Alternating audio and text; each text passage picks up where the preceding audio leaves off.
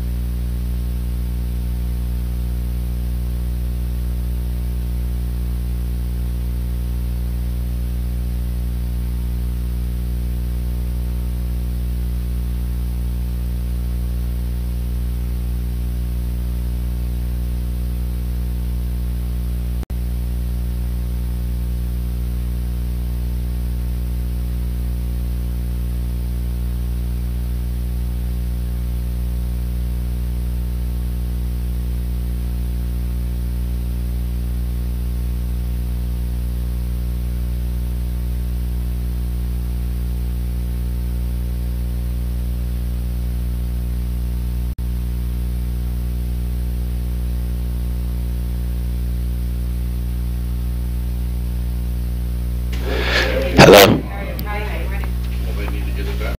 Hi, James. Hey, good morning. I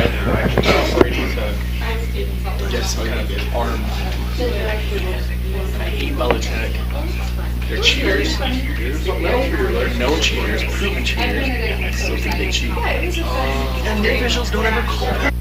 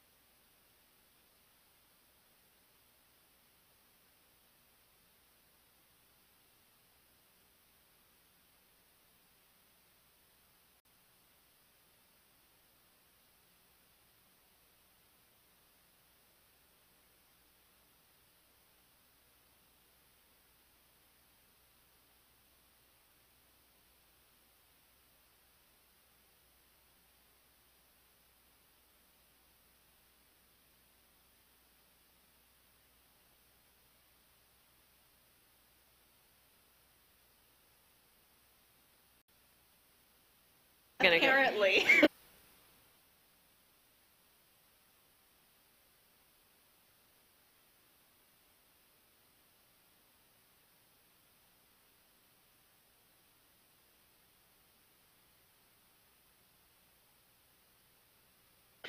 Okay, we're going to go ahead and get started. I know the weather was kind of made it tricky this morning, and we're still missing a board member and a couple of, we have a few people missing. To excuse Jim, or let them. Oh, right. Jim's father-in-law passed away, so he had to go to California today, so we will excuse him. He is going to be on the phone with us. He might be already. I'm on, Kristen. Oh, hi. Good. We heard you. That was weird, like a voice from who knows where. Are you driving and talking? Wife's driving. I'll do the talking. Okay, good. Good. Just making sure we're not jeopardizing anyone's safety. Okay, we'll go ahead and get started. Today is January 16th, 2019. This is the State Charter School Board meeting. We will start by doing the Pledge of Allegiance, if all will rise.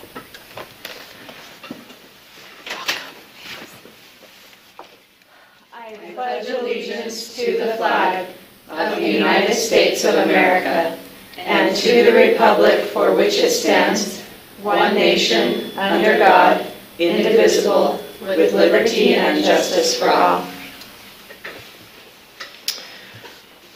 We don't have any public comments, so the first thing on the agenda today is the new school application and satellite reports. That was really loud. I'll put this down a little bit. Just make sure you don't bring your mic up close to you. Yeah, something changed. Are you going to start us off on this, Rebecca? Yes, Rebecca and Angela, you may want to, or have them introduce themselves. Yes, let's go ahead and have you both introduce yourselves, and we'll start there. I'm Rebecca Cisneros, coordinator for the State Charter School Board. I'm Angela Fanhol, director of Dual Immersion Academy, and I was one of the readers for the applications. Just to familiarize the board and to educate the public, we just want to go through the types of applications that you will hear today. You allow two types of applications in order to open a new campus. The first we would just call a new, and that's a governing board that has no other charter affiliation, and they're opening their first school, and so they would follow the new school process. But you also allow what we call a replication or satellite campus to open. That governing board would already be successfully operating a charter school, and so you provide a streamlined process for them as they've already demonstrated capacity in operating a school. A replication and satellite differ in the fact that a replication is as if they took their school and they put it on a copy machine and then just moved it to a new location. A satellite would be the same board, but something about what they're operating is going to be materially different. We found that they required different sets of questions, and so thus the different application and the designation. This is the process what a new school would go through. There's quite a few steps that they have completed prior to coming to you today to participate in an interview. You can see the process is much shorter for the replication and satellite, again, because you already know the capacity of that board and they understand their role in holding a contract. But we still do an intensive market review and analysis and provide that material for you, and they also participate in the interview today. As Angela indicated, she was one of the external readers in order to provide technical expertise. So although this board certainly has a depth of and variety of skill sets, we contract with people throughout the charter community to provide a deeper dive into the applications for you and provide some technical feedback. That feedback is also provided to the applicants, so they have received the same report that you received in your packet. And the evaluation criteria that the readers used to make an assessment and a technical evaluation was also provided to the applicants in order to write their application. So everybody has been transparent about what was expected. You can see we try to get a group of people who have a variety of experiences and abilities, and we were able to cover each of these skill sets in detail with the group of readers that we had. Today, as each group is called to the table, they will give a short reintroduction as you have already met them at the proposal phase. They should be prepared to provide you with their elevator pitch, and I told them think of a short building, not the Sears Tower. They are supposed to cover those four things, whether all of their board members are in attendance, the role the board members played and will play, any employment or financial conflicts that a board member may have, and how their board originated. That should be in each of their introductions. The interview will then commence. You each have questions that either came from the readers, that came from staff analysis, or that came from you, or that historically have been asked of every school. And then, of course, you have the prerogative to ask any questions that you are of interest. Remember, we discussed last month those four criteria for the interview. The goal is to assess preparation, capacity structure, and clarity of roles. We've allotted 75 minutes for new schools and 45 minutes for replication satellite applications. The difference just being you're more familiar with the boards that run the that are asking for a replication. We've provided you several different pieces of information, including what the readers found.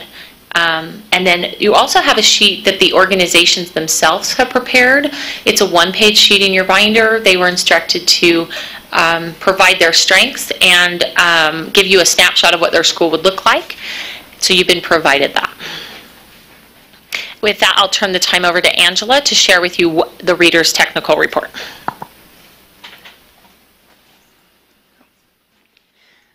So the first school is Mountain Sunrise. The strengths that we found were, number one, the board was really committed to the mission. As we read this application, we really felt that way. The Waldorf method is very popular within the community, and also the school is very committed in meeting the state accountability requirements. As we looked at some of what we felt were the concerns, Waldorf students typically cannot show their learning on state accountability measures. There is not clear focus that is measurable on student outcomes, and enrollment seems optimistic for market area given recent trends. Those were our concerns in this area. The second school we looked at, and I'm sorry, should I pause for questions, or do you want me to just roll through all three? Do you want to ask questions beforehand, or is it we just want to wait and hear them and ask questions during the presentation? Okay. All right. So then the second school, Utah Mountain. I'm talking about if we have any questions of the readers, but yeah, we can wait and do that even later too. She won't. Okay. She won't be here later. So I won't be here later. If you do have any questions for her, now would be the time to ask them. But go ahead. We'll stop you if we come up with any. Sounds good. Utah Mountain. The strengths were it's a really innovative idea. We liked the fact that it was focused on serving at-risk students in need, specifically those students that were coming into middle school. And then third, the grassroots teacher-led plans with diverse support and skills on the board. I think all of us at one point said this would be a fun learning environment. It just seemed like a really fun, innovative idea. Our concerns at the time were lack of justification for how this program will improve student learning for at-risk youth. Not a clear justification for why students or parents would opt in or would choose this school. And then the program didn't, at this point, appear to be complete. It may need more time to flesh out programs, ideas, and design the curriculum. The last school we looked at was Bridges. The strengths, again, the innovative idea that may serve a lot of students for their individual needs with the personalized learning. The fact that Roy has very limited school choice, we really like that option as well. And the last thing that we looked at as a strength was the board presented a really strong governing plan. We liked that. Our concerns were the enrollment seemed optimistic for the marketing area given the recent trends. The academic goals that we found in the application were not rigorous. Also, the application did not demonstrate how the personal learning model would achieve student outcomes. Those were our concerns at the time. Overall, as we looked at them, we felt that Mountain Sunrise Academy partially met the standard of approval. Although the board is passionate and committed, the Waldorf method does not demonstrate positive student outcomes, nor the ability to meet state standards and accountability system. The applicant group did not demonstrate how additional programs selected would adequately combat this concern. With Utah Mountain School, we felt they partially met the standard of approval, although a really interesting idea and a very passionate board, the applicant group did not produce a fully developed plan connected to the anticipated market. The readers still had many unanswered questions regarding the program of instruction.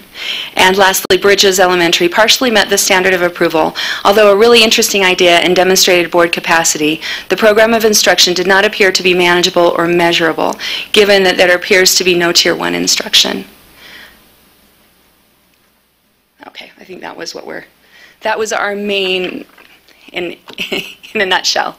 If you have any specific questions, I can go over those as well.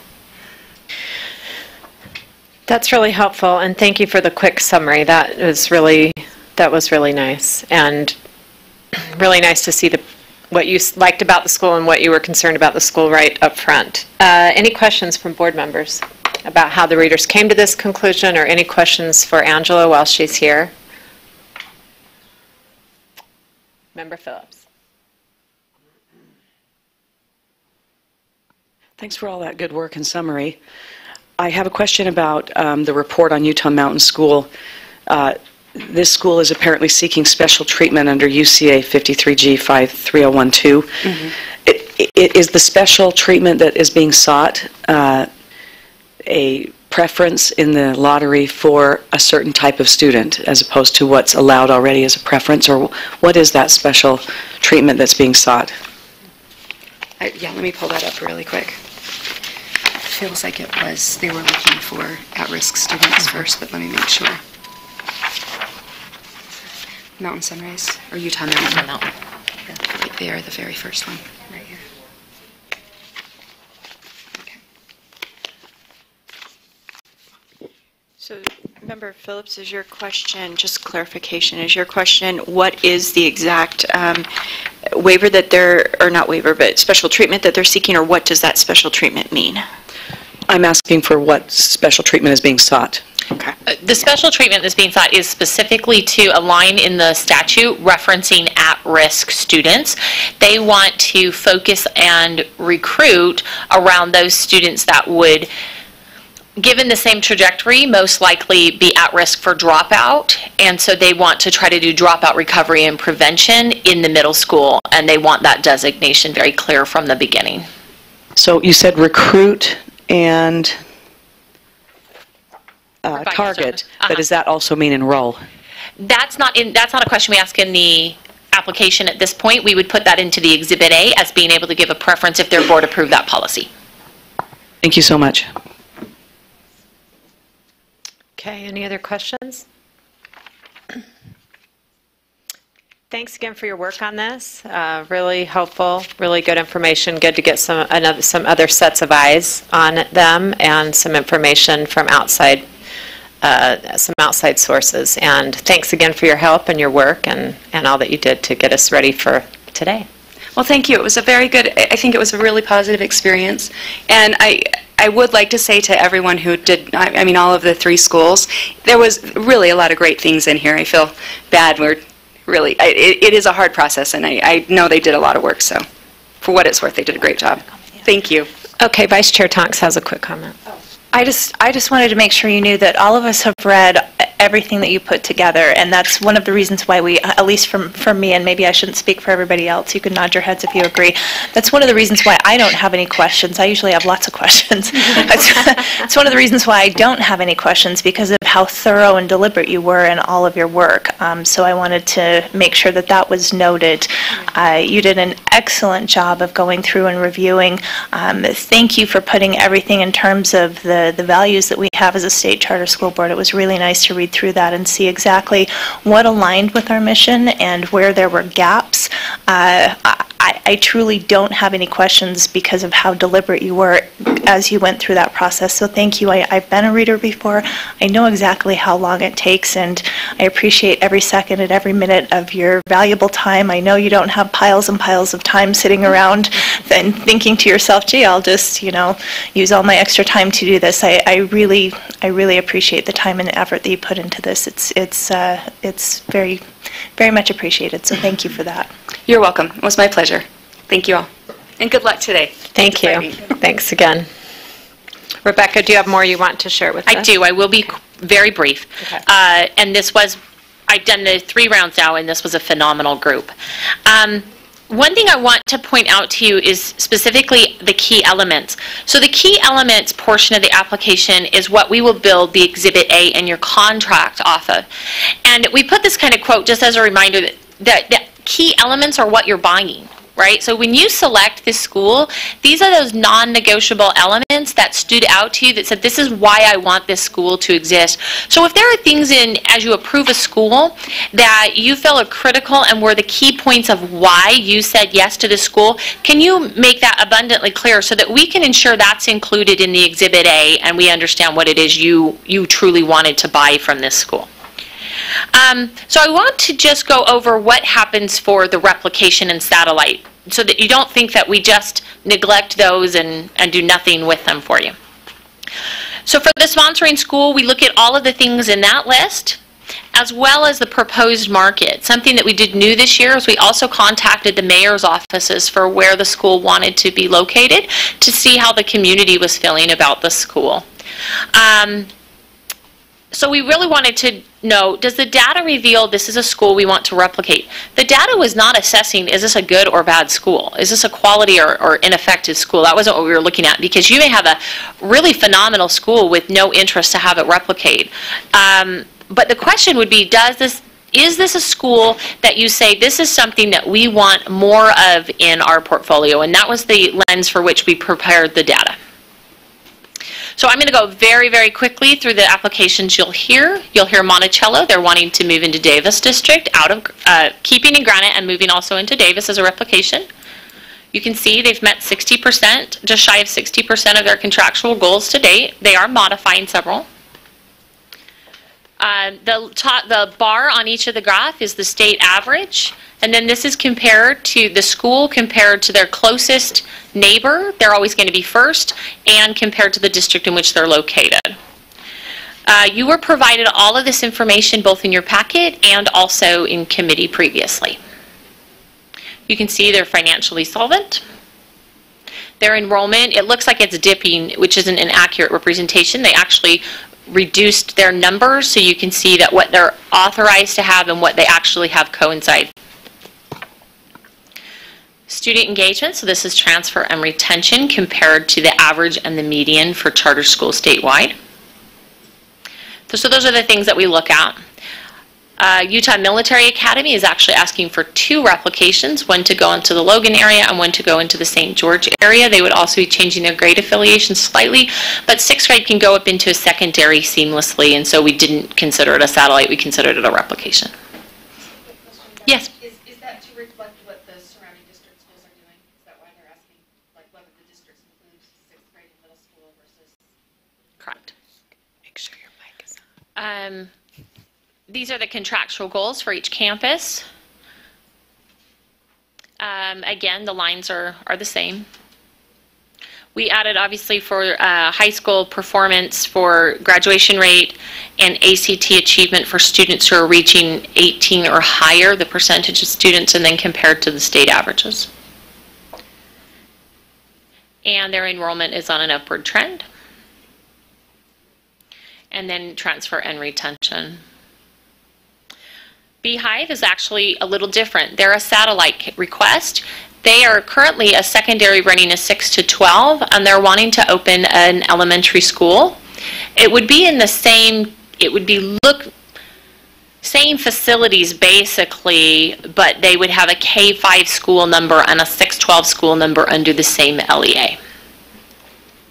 They've met their contractual goals. In fact, for all of them, they've exceeded them. I just want to, it wasn't on their actual graph, they've exceeded those goals. Same lines. finances, and enrollment.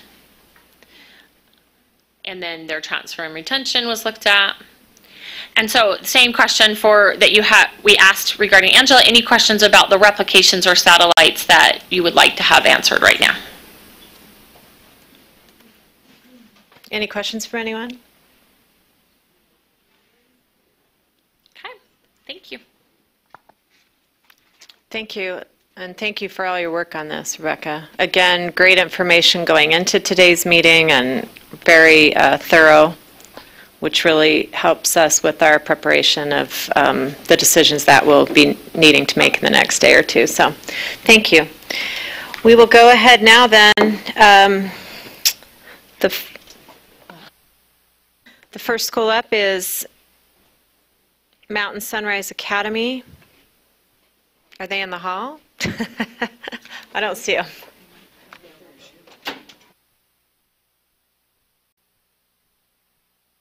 We're now only 5 minutes over the agenda. Yeah, we made up time quickly. I think they're here. I heard they were here. I think they're just, here they come. Okay.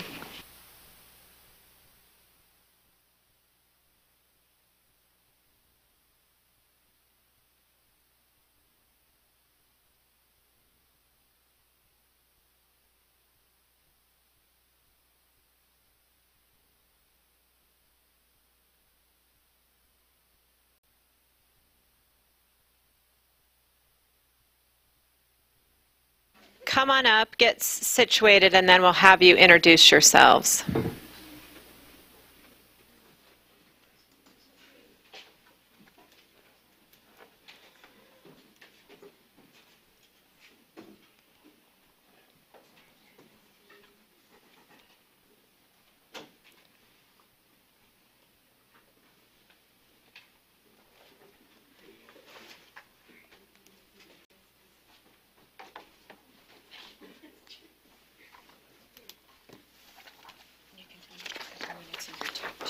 Okay. It's under tab 2.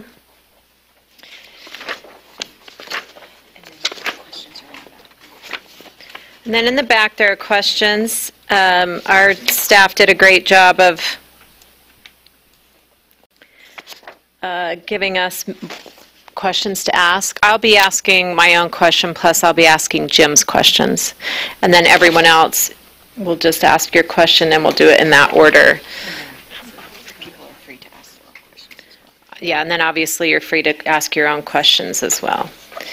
So Mountain Sunrise Academy, if you're ready to get started, we'd love to have you introduce yourselves and give us your elevator pitch. Right, Rebecca? Okay, I'll turn the time over to you. Oh boy. Hi, good morning. My name is Emily Ashby, and I'm just going to move this over a little. My expertise is in marketing. That's why I was brought onto the board. My background is small business and marketing, digital marketing focus. I just received my master's degree in community leadership nonprofit management from Westminster. My thesis was on board diversity and in Salt Lake City, and just presented at a conference in Texas, which was super informative. So really in the nonprofit world. My background personally, I have 2 boys who went through Montessori school, private Montessori schools here in Utah until last year, actually. And so really vested in this mission of the Waldorf, and really see the benefits of having the whole child education. Thank you. Hello, I'm Alyssa Sorensen. I am a photographer. I have my Bachelor of Fine Art from Utah Valley University. But I have lived in our target school area for the past 8 years. I have 3 sons. 2 of them are enrolled at Lakeview Academy. So we have the charter background there, and I'm just really excited to try and bring this school to our area. Thank you. Good morning. Burnell Stone. I'm a retired BYU professor. I've taught at MIT, Cornell, and Georgia Tech as well. My graduate degrees are applied math and management. My experience in education is principal co-founder in the late 80s of the Meridian School, board chairman for 4 of the 7 years that I served. And I have grandkids who went to the Waldorf schools in Stuttgart and attended a number of classes there and was very impressed, which is why I've just joined this board, and I'm excited about the potential. Hi, I'm Tim McGoy, and I'm acting president of the Charter Board. Professionally, I'm medical director at Wasatch Mental Health, which is the mental health facility in Utah County that covers all Medicaid, Medicare combinations. So it's a very large agency. And I have teaching experience at the high school, college level, and a lot of research experience in chemistry, which was my first love before going into medicine. And importantly, I'm the father of a son and a daughter, both who have been in Waldorf schools. And my son just recently moved his family from Texas to Utah to get 2 of his 4 kids now in the Wasatch Charter School in Salt Lake. Thank you. Hello, my name is Crystal Rose, and I have an MBA with a focus in information technology. I also have a master's in education with a focus on Waldorf education. I've been involved with Waldorf education for about 15 years now. I've been the director of 6 Utah Waldorf conferences and a founder of Utah Waldorf, a community support group for Waldorf education. I have some background in nonprofit work in Washington, D.C., working for United States Energy Association. At that time, we planned a World Energy Conference and hosting the President of the United States and several dignitaries from all over the world. I also have corporate finance experience working for the corporate office of Bank of America in San Francisco. We headed off all the banks in Northern California, overseeing multi-million-dollar accounts for that. Thank you. Thank you.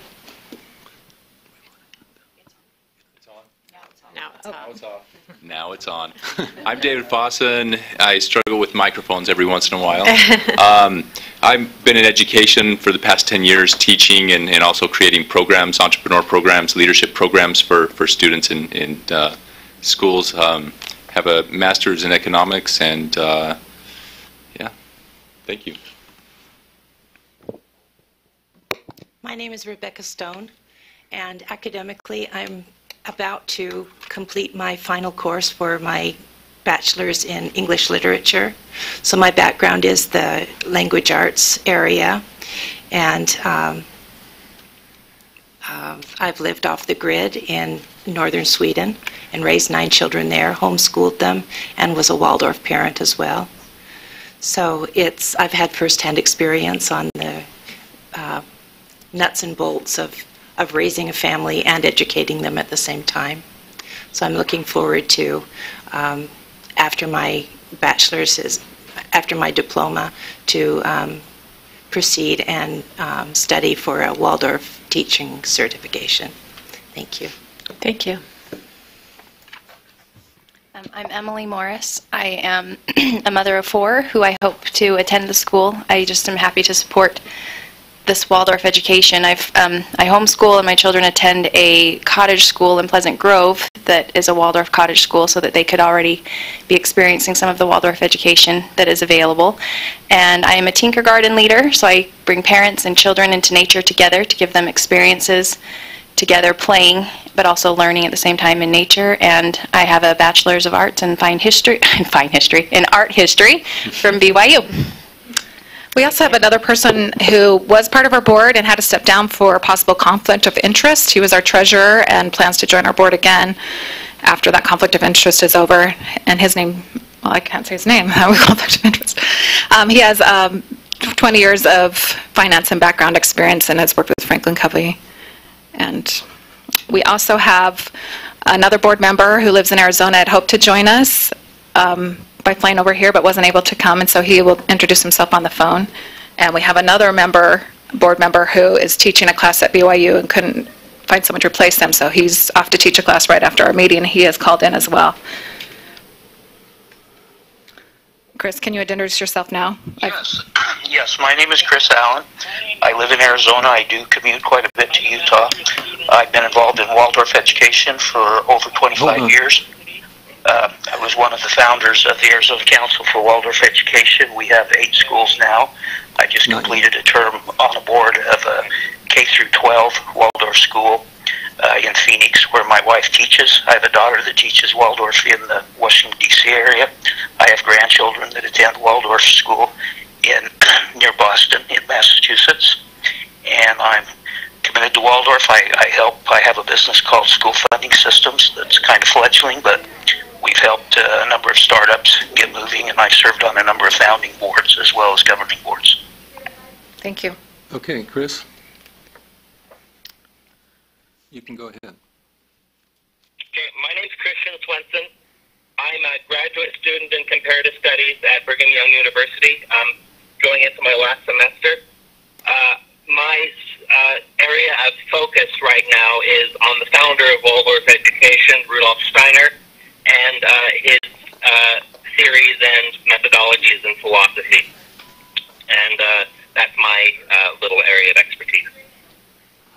We also have Lincoln Fillmore with Charter Solutions that's here that helps to put our budget together. Thank you. Go ahead and get started. For board members, those questions that we have on this first page where the board members are listed, those are the questions that we ask them to include in their presentation. So hopefully they get answered, and then we will go on and start asking the questions that we have lined out for us. So. Okay.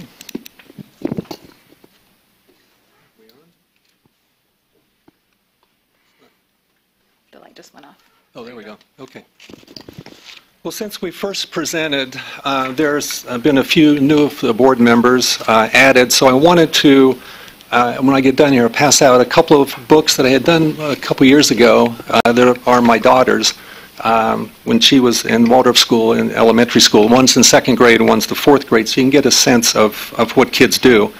And it's a typical main lesson subject book that a child would write, illustrate, and then learn to read from. And this approach maximizes learning utilizing both sides of the brain in a very balanced way.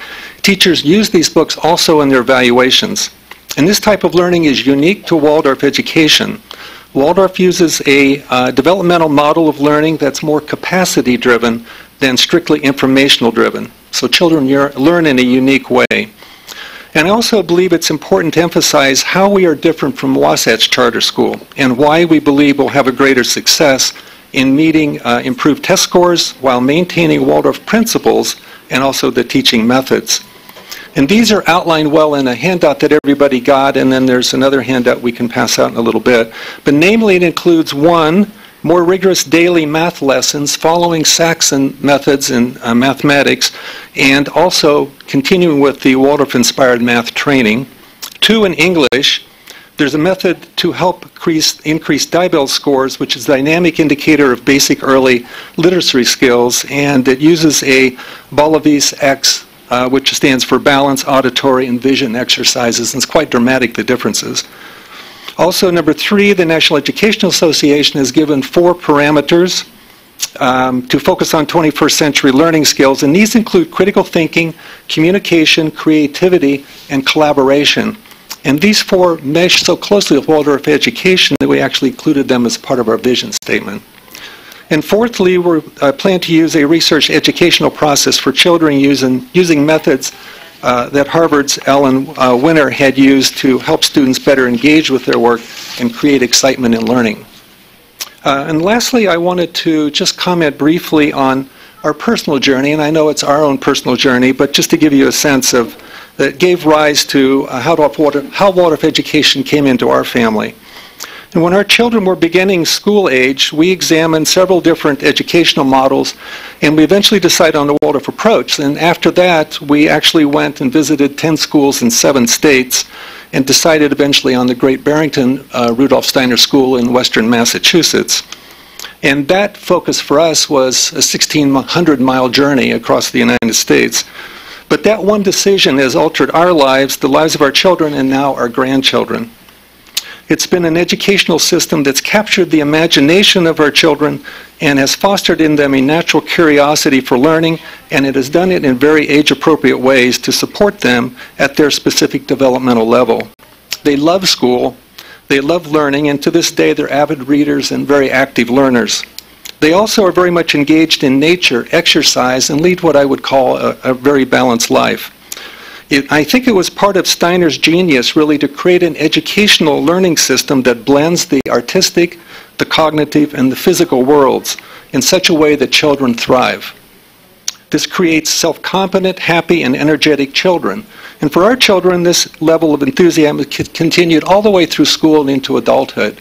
So it's really our goal to recreate such an environment for the children and families in Utah County. You want me to wait on that, or? So to begin, we'd like to thank you all for meeting today and serving in your positions as state charter school board members. And also, we'd like to thank the outstanding support we've had through this application process. We'd like to highlight areas of strength that were mentioned during our proposal interview with you, and also detail how we've listened to the feedback that we've received and concerns and made adjustment to our method of instruction to meet that through research-based methods and striving to turn that concern into a strength. And to start some of these points that have been mentioned before, we've selected our school to be in an excellent target market, which has been identified as Eagle Mountain, Saratoga Springs, and Lehigh area in North Utah County. These cities have been identified as the 1st, 3rd, and 7th fastest growing cities in Utah for 2019. So the expected population growth within our 7-mile radius of our target area is around 30% for the next 4 years and will double in the next 10. The Alpine District anticipates the addition of 6,741 students by 2020, enough to enroll 7 or 8 more elementary schools. There is a need for more schools in this area. Upon inquiry, one of the teachers in the public district schools of Saratoga Springs, which is ranked the #1 fastest growing city in Utah, stated it is common to have 36 students in each classroom. The existing charter schools in this area have large wait lists. For example, Lakeview Academy in Saratoga Springs has capacity for 1,000 and around that number on the waiting list. Renaissance Academy in Lehigh has an estimated 700 on its wait list. So our method of education is Waldorf education, which is a time-tested educational model found all over the world. It's celebrating 100 years since its inception and continues to expand the number of schools as well as public interest due to its successful results. There are over 1,150 successful Waldorf schools located in 91 countries that span 5 continents. One of the most noteworthy examples of Waldorf education interest and success are those in China. Waldorf schools were only introduced there about 10 years ago. They have grown to 300 elementary schools and 60 high schools, one school boasting a 5-year waiting list. Besides the 100-year history of Waldorf education, there is also a long history of success for public Waldorf schools in the U.S. The first public school began at the beginning of the charter movement in 1996. This and other public Waldorf schools that followed have been in successful operation for more than 20 years. These schools continue to see high public satisfaction and long waiting lists. These schools are meeting their state requirements as states continue to approve more schools. We see a number of public schools in the contiguous states surrounding Utah. Idaho approved its 2nd public Waldorf school, which opened this year. Colorado has 4 public Waldorf schools, and Arizona has 5. A number of other schools in the U.S. also use aspects of Waldorf education, but are not included as public Waldorf schools. The organization that certifies a school as following Waldorf pedagogical principles is called the Alliance for Public Waldorf Education, APWE for short. There are currently 53 public Waldorf charter schools in the United States that are members of APWE. These schools follow all core standards and state accountability measures, including testing. MSA will join the organization and seek for certification as a public Waldorf charter. We wanted to clarify a point that was mentioned during our proposal interview. It was stated that there is a Waldorf charter school in Utah County in Provo. It is an excellent school. I taught there last year. But we want to point out, however, that this school is a Waldorf influence school, and we are using different models. The charter in Provo uses some components of Waldorf education, but doesn't use the Waldorf curriculum or offer Waldorf teacher training, nor many of the Waldorf specialty classes. MSA is seeking to provide this in Utah County and is seeking accreditation as, quote, public Waldorf charter, whereas the other school is not. We are also offering a K-8 school, whereas they are a K-6 charter. They are also about 30 minutes from our target market. To show some research on Waldorf education. Can I just stop you right there? I'm sorry too, but we want to make sure we have time to get through our questions. And how much longer do you have, just out of curiosity, because... Can you give me like 2 more minutes? Yep. Okay. Okay, in 2015, Stanford, one of the world's largest teaching and research institutions, completed a study on public Waldorf schools showing favorable testing results. The professor of education at Stanford and former president of educational research, stated, "I believe that Waldorf education possesses unique educational features that have considerable potential for improving public education in America. Waldorf schools provide a program that not only fosters conventional forms of academic achievement, but also puts a premium on the development of imagination and refinement of the sensibilities." So public Waldorf schools continue to meet state standards and receive high student and parent satisfaction, which is evidenced by their long waiting list. So although Waldorf schools have received recent research by Stanford University, noting their test scores, and professor of education at Stanford has stated that Waldorf schools foster conventional forms of academic achievement, and 53 other current public Waldorf schools in the U.S. have scored well, we have noted as a board that there is concern over the scores of the current Waldorf school in Utah. And because of this concern, we have listened to the feedback and sought to work with educators to bring forth a new model that has not been implemented in the state before, that combines the publicly sought after and time-tested Waldorf educational model with greater academic measures to ensure higher test scores and greater student outcomes. And I want to read this quote to you. Nielsen Smith underscored a fundamental reality facing all schools. "The taxpaying public will only support educators when they see us doing what we have historically been reluctant to do, voluntarily assessing the effectiveness of our program and holding one another accountable for results." So I just want to read that one more time just to emphasize that you know that we know this point.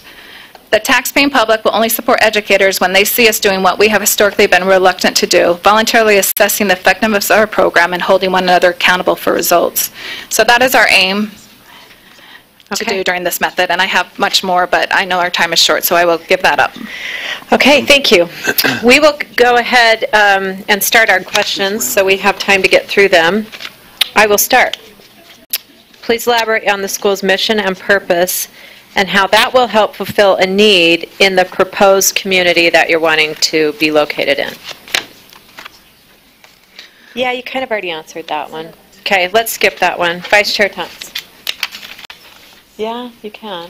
Yeah, we feel like some of the questions maybe weren't answered on the first page that we wanted to know, so we may go back to that. Go ahead, yeah. I'd actually like to know if any board members will be employed by the school or have family members attending the school, and you answered a lot of that already, or enter into any agreements in which money will be involved.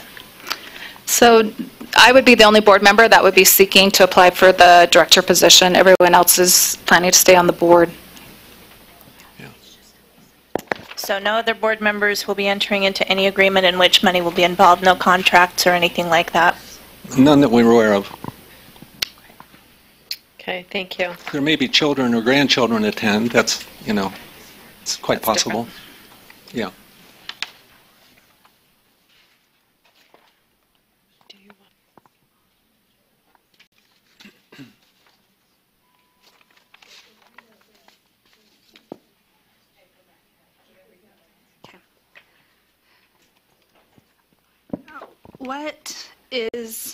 What role does each member intend to have if the school is approved? Well, I'm currently been president of our council for the last 3 years, so I will continue in that role, at least for now. Okay. Yeah, I believe everyone will just be staying in their position of the board, except that we have the one I mentioned that will be rejoining the board as treasurer that had to step down for conflict of interest. Yeah. We do have a full board of 9 members. That one sheet that we passed, well, it's about 10 pages we passed around, will give you a lot of information that you can look over after we're done. So. Okay, I'm going to take Member Moss's question. Walk me through what a typical day will look like for a student in the 6th grade. Do you want to handle that? Sure. So a part of Waldorf methodology is having integrated curriculum, and so there is a time devoted. It's called for main lesson. These books are being passed around, which students have spent time showing what they are learning through writing and illustrating what they have processed. So there is a time of a block study of takes 2 to 6 weeks with integrated study learning, and so they will spend the bulk of their morning doing that and math. We've made sure that the math is being taught every day, and then in the afternoon is more of a experiential activity where they are applying the academics that they are learning. So they may engage in experiential activities such as gardening, handwork, second language, movement activities that develop capacities in children to aid their thinking, feeling, and willing, or intellectual, emotional, social, and their ability to create with their hands. Okay, thank you. Member Phillips. So I have a broad question, but then some specifics. The broad question is maybe summarize or even give some specific examples of how you will teach the Utah core with fidelity. So hang that kind of as a broad umbrella. But I had some specific questions that I think fall under that are related to your addressing of some of the feedback that we gave earlier. And these are the following questions. I note and am pleased about what I consider a pedagogical approach with your BAL-A-VIS-X approach to increasing reading scores, particularly in the DIBELS area. But that isn't per se a content. And you were very explicit about your math curriculum being Saxon, and it has a good reputation, and particularly for increasing certain outcomes. I wonder if you could address what sort of a curriculum and how it relates to the Utah core that you would be using with that pedagogical practice for ELA. And then secondly, and related, is your research educational process, which I think is an excellent process, sort of balance of student-centered learning and direct instruction and good pacing. If you could elaborate on whether or not that is an across-the-curriculum approach that you'll be taking, and how it relates to, as well, your sort of integration of the Utah Common Core. So I'd like to... Oh, go ahead, David. Okay.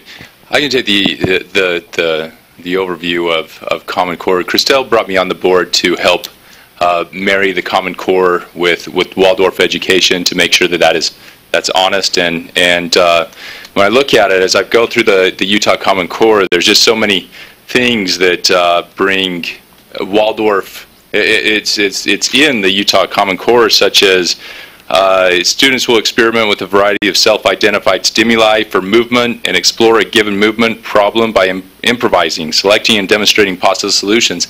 And you can go through the Utah Common Core and see so many aspects that Waldorf education is already doing. In language arts, it's telling stories, and that's what Waldorf does. And we just want to make sure Waldorf education it's bringing together of the left brain and the right brain. And I think is what's so important in today's society in the 21st century is we live in a society that is so abundant, and the left brain is with technology, the left brain is dying a little bit. I think we think this is a 21st century school because in the next 50 years, they say the jobs that are with us today won't even be around. And but they also say that some statistics show that we are moving things they thought would take 12 years are taking 2 years. Like things are rapidly changing so quickly. And what Waldorf wants to do is keep that human interaction alive with the UEN standards. It's a complete marriage of the two. One thing we understand though is that it starts with the teachers. And if you have a good teacher that understands bringing together like the story and the arts with the facts, and they're going to learn more, and they're going to remember things in a greater sense. We could throw out facts all day long, but the reality, a lot of you guys probably won't remember them at the end of the day. But I could tell a story, right, that would bring tears to everybody's in here to them. I can make everybody with a story cry. I can give a story that would change somebody's life forever. That's what we want to do. My daughter the other day, she is so so shy, and I asked her. We asked her to do something difficult, and she did it, and we were shocked.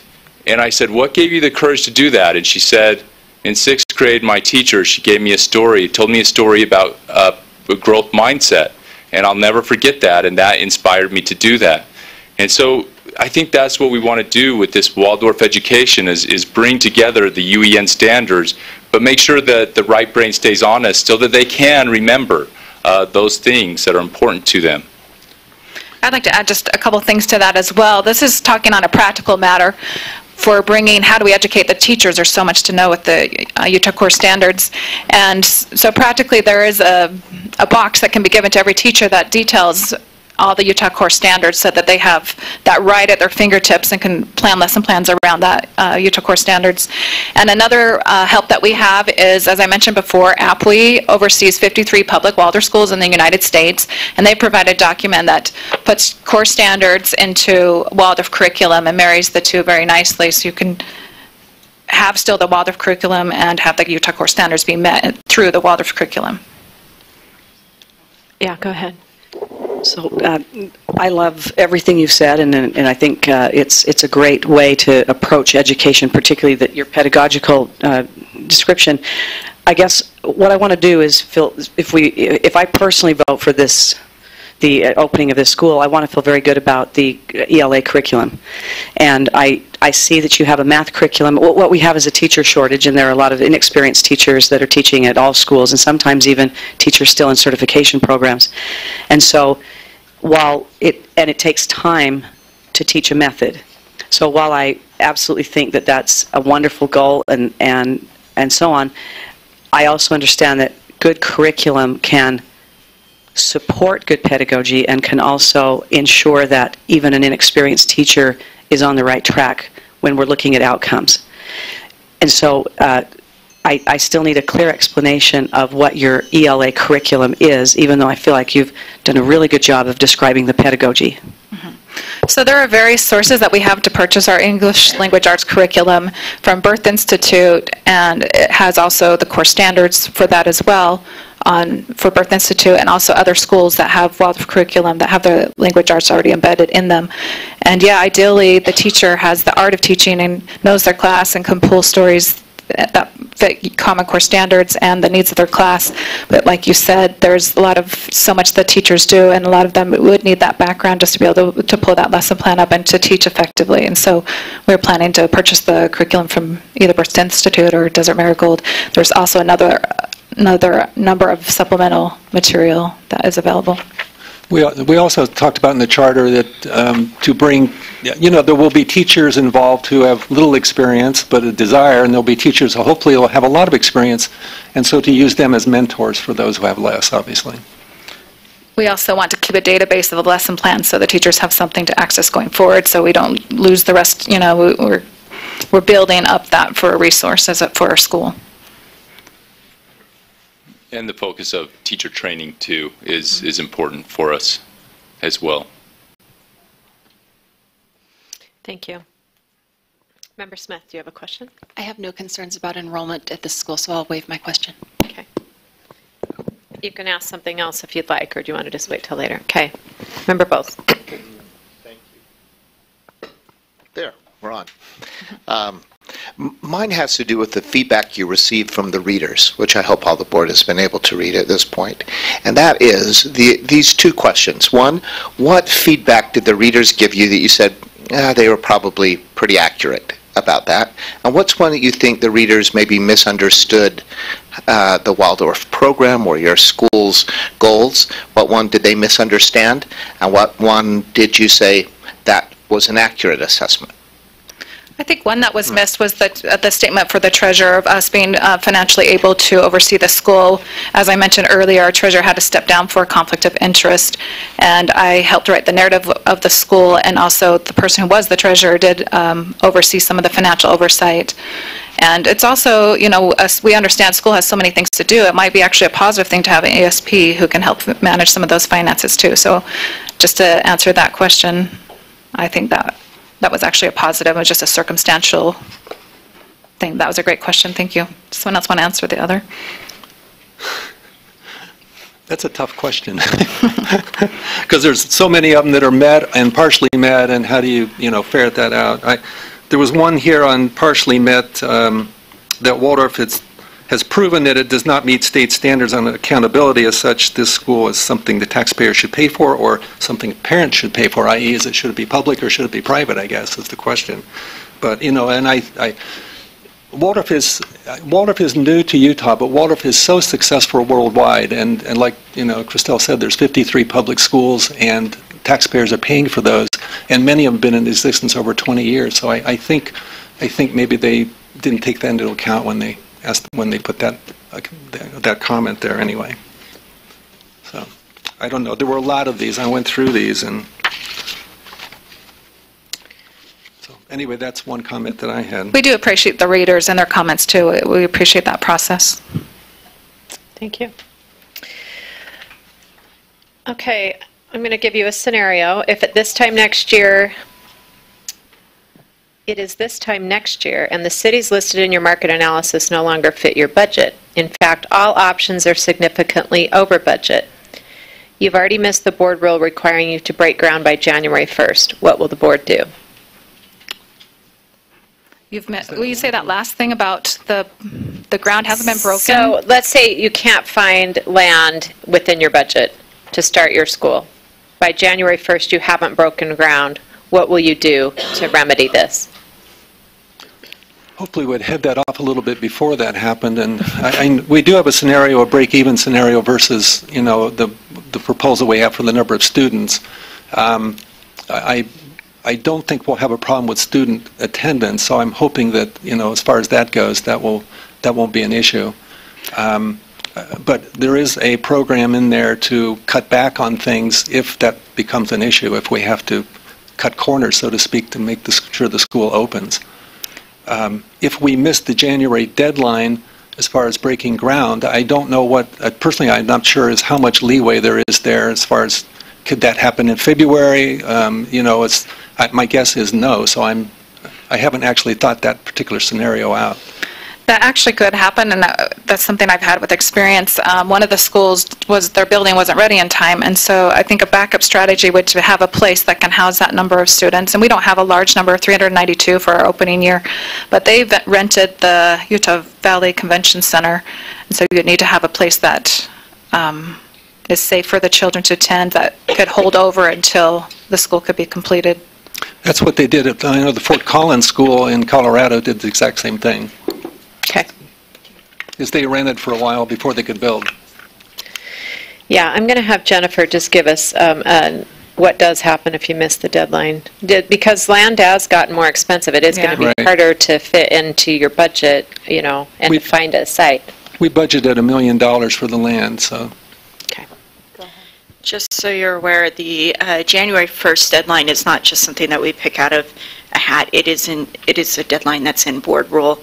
It also, we find, I know, like Michelle, she was nodding her head, we find that it does make it hard for schools to be able to open on time if they do not hit that deadline as well. I know one of the first things we will be doing is we have, talking to a realtor. So that will be one of the first things on our agenda. Okay, thank you. Vice Chair Tonks. Okay, I have another scenario question for you. I would like to know, your director comes to you in September and notifies you that you as the board, that the population of students with disabilities is double what you were anticipating, and that one of the students requires a self-contained environment. And so how do you handle that situation? This may not be like a far out scenario because it does happen with charter schools, but I think it's understanding how the 504 plan works and understanding how the IEP system works and get good people in there for that. As for the last scenario, or do you want to take?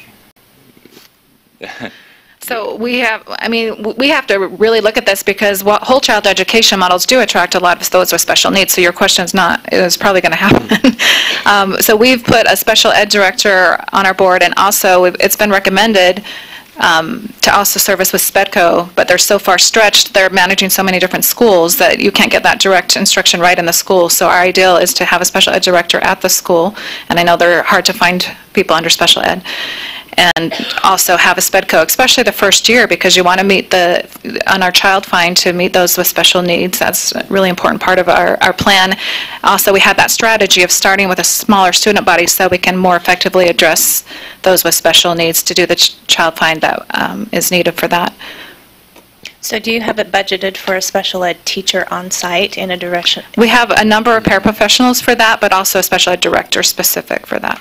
But not on site? On site. On site. We have one on site, but we would also like to contract with SPEDCO because they're so good at dealing with different things in the first year, because we will likely attract a lot with special needs, that we would have that also. Okay. So someone directly there at the school and then someone else to handle it. And the reason for that is because they've said when you contract with the SPEDCO, they can't meet all of your needs because they're servicing so many schools. So it's a strategy to have someone there on site. Okay, thank you. Thank you. Member Bassett. So as already mentioned, the other Waldorf school and the Waldorf-inspired school, they haven't shown strong academic achievement. So I wonder if we could just speak a bit more on that. How will you achieve when others haven't? Can you just expand a bit there? That's exactly what we noted, that concern, and so we've changed our approach from the last 2 years to include that academic section of that, including the daily math. A lot of times all the charters will do block teaching and they'll alternate between math and language arts, so that daily instruction of the math should do the scores. We have a sheet that we could pass out that shows our strategy. It's passed out. Do you guys all have a copy of that? So it shows some of the ball of physics, the results that have happened to increase the double scores. And we, like I quoted earlier, we know we're accountable for that. We want to be good stewards of our school and not only provide this rich school experience for children, but also uphold all the state's standards and accountability. And we're doing everything we can to do research-based decision-making to bring things into our school that will raise those scores up. And I don't know if it's specific just to Utah, but overall those other 53 public schools are doing well in their testing and continue to remain open. So another strategy we have is we're growing slower than the other Wasatch schools. So they started with 540 students. We're starting with 392. They also started with K through 8. And we're starting K through 6 and adding a grade per year. So we are trying to bring quality and build up the culture and start smaller to identify those that need the special help. And then hopefully that will manifest in better test scores. Thank you. I was going to say one quick thing is another thing I would love to do is to follow up with students who are coming into the school and find out what are their test scores the year before they come in, and then be able to track that, because we get a wide range of people and schools will be different. So It takes a while to see if the method is really working. You're drawing people from all different school experiences into that. And your first starting year, there's so many things that go into it. There's a lot that really go into testing, and we've tried to identify, what kinds of things those would be, parent support, teacher training, teacher turnover, and try to manage those as much as we can, have control over. Follow-up? One comment, if I can.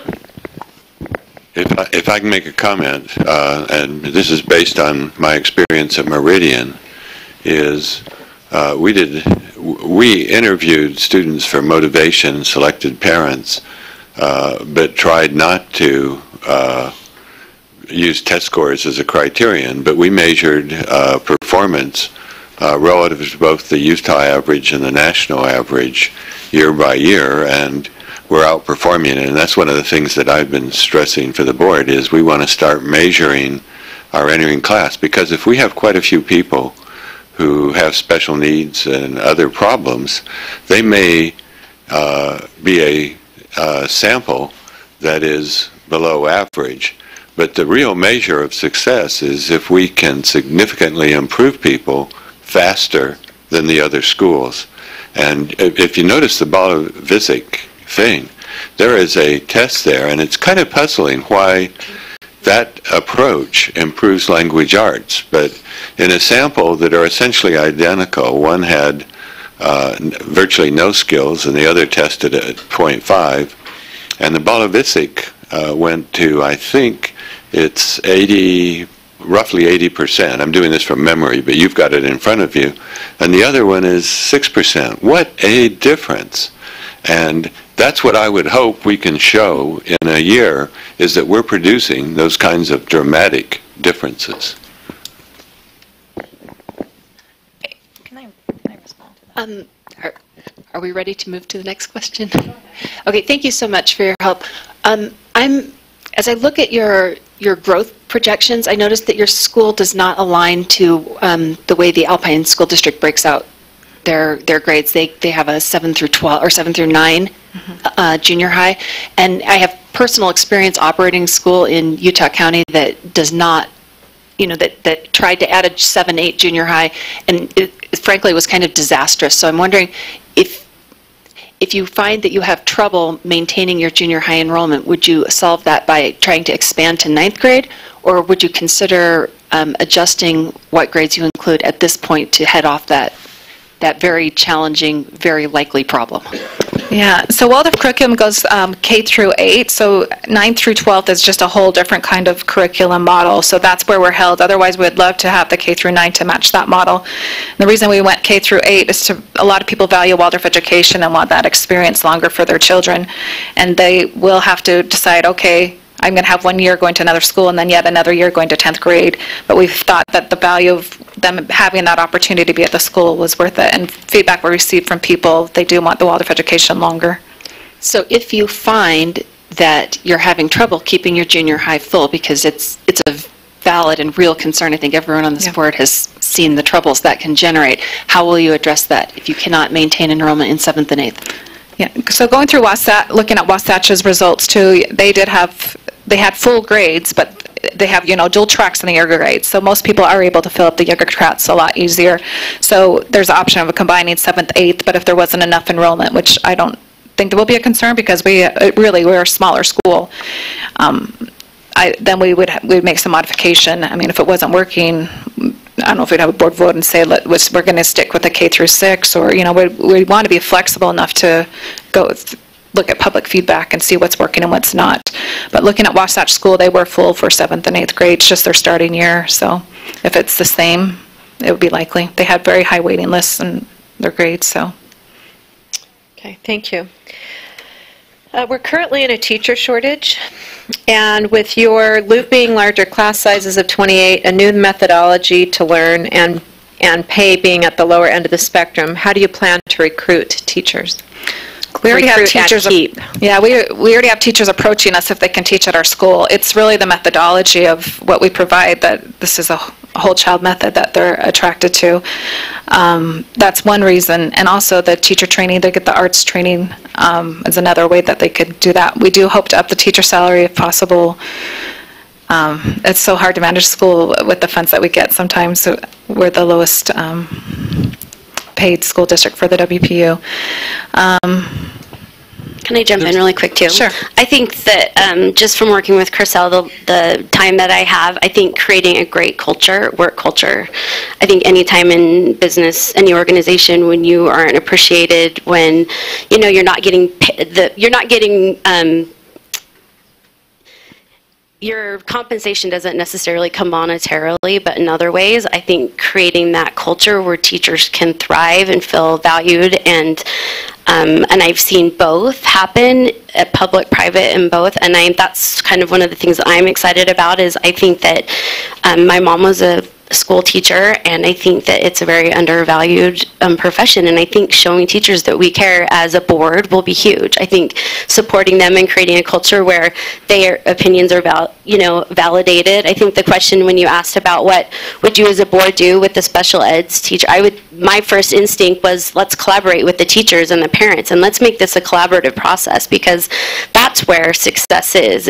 And the research from my diversity with my graduate thesis was huge. Like, the more ideas that you have, the more opinions, and I think that carries into the culture of the school. I think that Chriselle has demonstrated a growth mindset even in her approach of applying so many of the ideas that the board has had, that I'm really hopeful that we'll be able to create a great environment for teachers and be able to attract them that way, even though maybe monetarily it may not be there, as it kind of is across the board, unfortunately.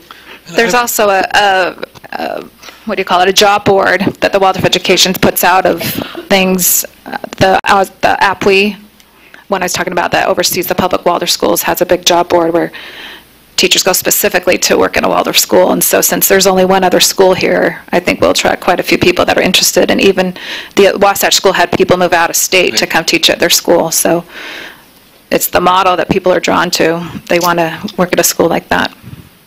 Okay, thank you. Member Phillips.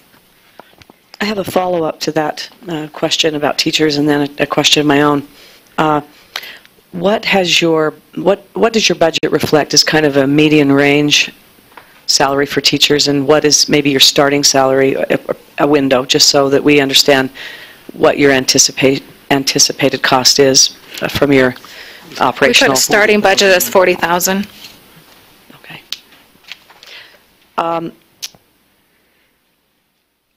You have referenced Charter Solutions as your business consultants, as you introduced sort of your team at the beginning. What was your board's thinking about hiring outside consultants for support on the budget, and then how is the board planning, so what's that relationship, and how is the board planning to ensure that it does its fiduciary duty with overseeing the finances?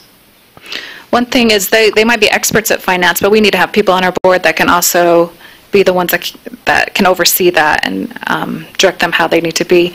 We haven't partnered with any ESP at this time. That's still a board decision, but they have done some help with this in the past.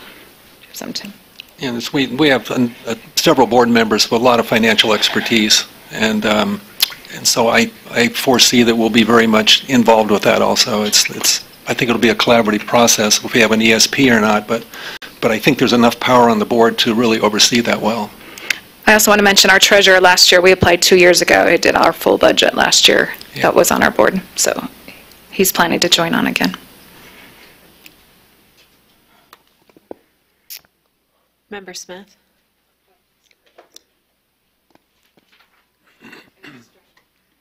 Apologize, I was distracted looking at Jennifer's excellent email on Waldorf and Montessori. Okay. Charter schools suffer financial distress by paying too much for their facility, which is a very real concern in the area that you're about to locate in. It's the fastest growing area in the state. Business land is ridiculously overpriced, and residential is similarly difficult. So in light of that, how will you minimize facility costs to ensure to ensure more dollars go towards student education and fewer towards facility? One reason they're the fastest growing is because the land is cheaper than some of the areas. If you go out to Eagle Mountain and Saratoga Springs area, Lehigh, I know is quite expensive. And I know it's changing probably day by day. You're shaking your head.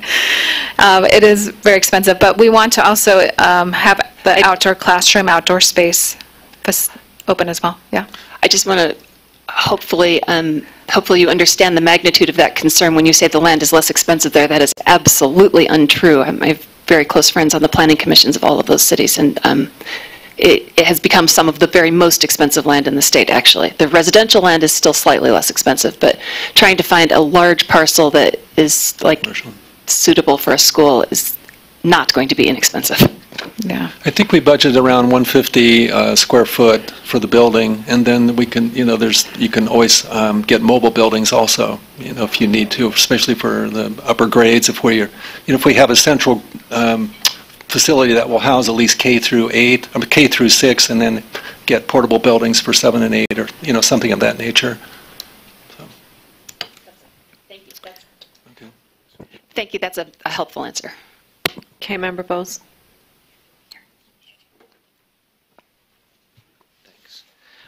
My question has to do with learning measures and how you're going to assess those. So how will the governing board and the director know at the end of the first year what are the measures you have in place to know that students are achieving your goals, that are reaching the learning outcomes that you have in place?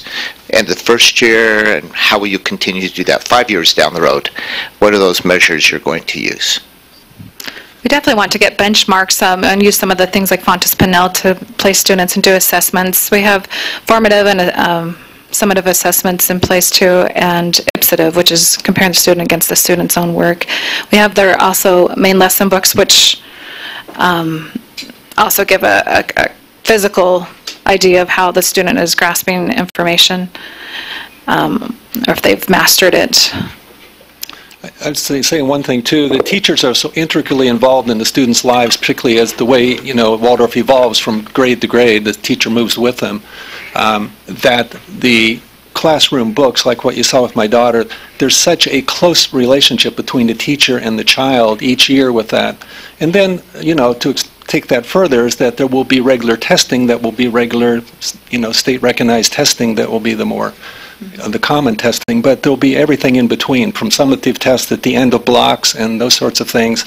So I think you will be able to track a student's progress really quite well, both, interpersonally, in between with them and their other students and the teacher, but also on more broad measures that would compare them to other students at other schools across the U.S. Yeah, so we know the DIBELS starts September 30th, and we can have some benchmark assessments before then to measure, beginning, middle, and the end. I referred to kind of an overall rubric. Is that where you're kind of... So teachers may know that progress. I'm wondering how you will know that Yes. the teachers are successful with students as well, that they are succeeding with students and students are moving forward. Board members will drop in on classroom teaching, periodically throughout the year, either because there's a problem or just to evaluate the teacher and make sure they're following the mission, vision statements and make sure that they're teaching right.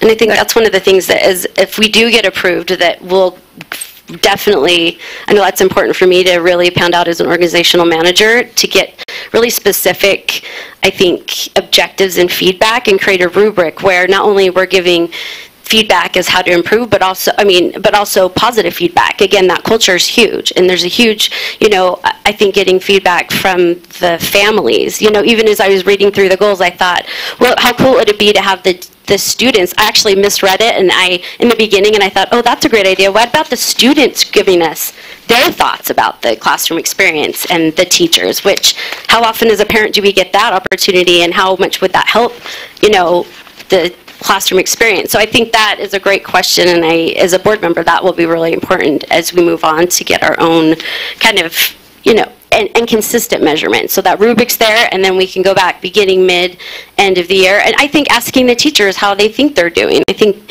that self-reflection, not only as students, but for adult learners and as career individuals, I think that that's really an important aspect in keeping that culture and the success of the school. So there's just my opinion, but since, I think some of these we'll have to definitely pound out, but there's definitely a vision there that can be seen in our goals and meeting that mission and vision like Tim was mentioning.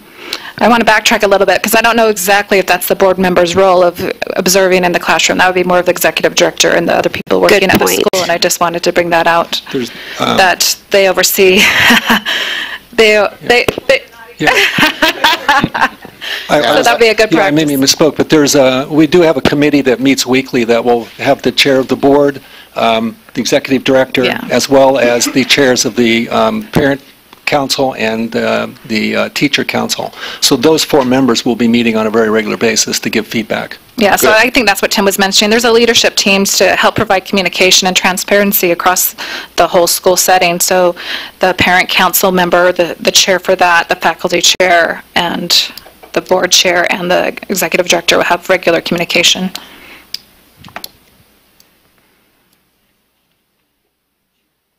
Okay, Member Phillips has a follow-up, and Teresa has a follow-up. Just to follow up to Member, I believe that was Member Bowl. No, Member Bowles' question. I'm a fan of locally generated tests, and I also have a lot of confidence in them, but they are very difficult to norm, and they are also very difficult to report to a board, for instance. So I'm wondering, as a follow-up question, whether or not you have plans to incorporate any kind of adaptive testing or map testing, or you have plans to purchase maybe software that would allow you to rely on something other than, although they're not unreliable, but the DIBELS testing and the RISE testing at the end of the year, because otherwise those will be the reports to your board by default, right? Mm-hmm. So I'm looking at your method and how that speaks to state summative or state sort of, mid-year tests or interim testing, do you have other ways that you're envisioning that you might be able to report outcomes to your board? Something I just seen from past experiences, like some tests like Teachers Pay Teachers that go through all the core standards, and they can do that before the dibbles or get benchmarks on that and have that consistently throughout the year. If we'd have to analyze and see if they're adequate and really affect our, relate to our methodology, but that's one way that would be a possible way of doing that criterion-based test. David, do you have anything else to add on assessments? I think that's something that you have to continually look at, and I think as a board, I think we're flexible enough to keep that in mind throughout the process of creating this school, is that can't get lost within this. Being a school teacher myself, that can't get lost, and so we're aware that has to be a flexible state of mind. Thank you. Teresa? I just wanted to go back a little bit to teachers, and there's just, the teacher shortage, and it's not just for you, it's for everybody, every school in our state. And I just have a concern. Also, we're finding in our state that lots of teachers stop being teachers in the first 5 years of their teaching, and with the way you like to do it, with having the teacher follow, I just wonder how you deal with that. How you have another teacher step in, and then also. I was just in a meeting last week, and they talked about if a child has an ineffective teacher 2 years in a row, they almost never catch up. And if you happen to have an ineffective teacher, and that's your teacher for 2 or 3, and I know you'd like to say, well, we're going to jump in and make sure that doesn't happen, but it is a concern when you have the teacher. That's just one of my concerns, is you having the teacher follow the student to make sure that because we all want a highly qualified teacher in every classroom. That is what we want in our state. So. Yeah, to meet the first part of your question, teacher looping, that is a lot to ask of a teacher, to be having new curriculum every year. It does keep them engaged.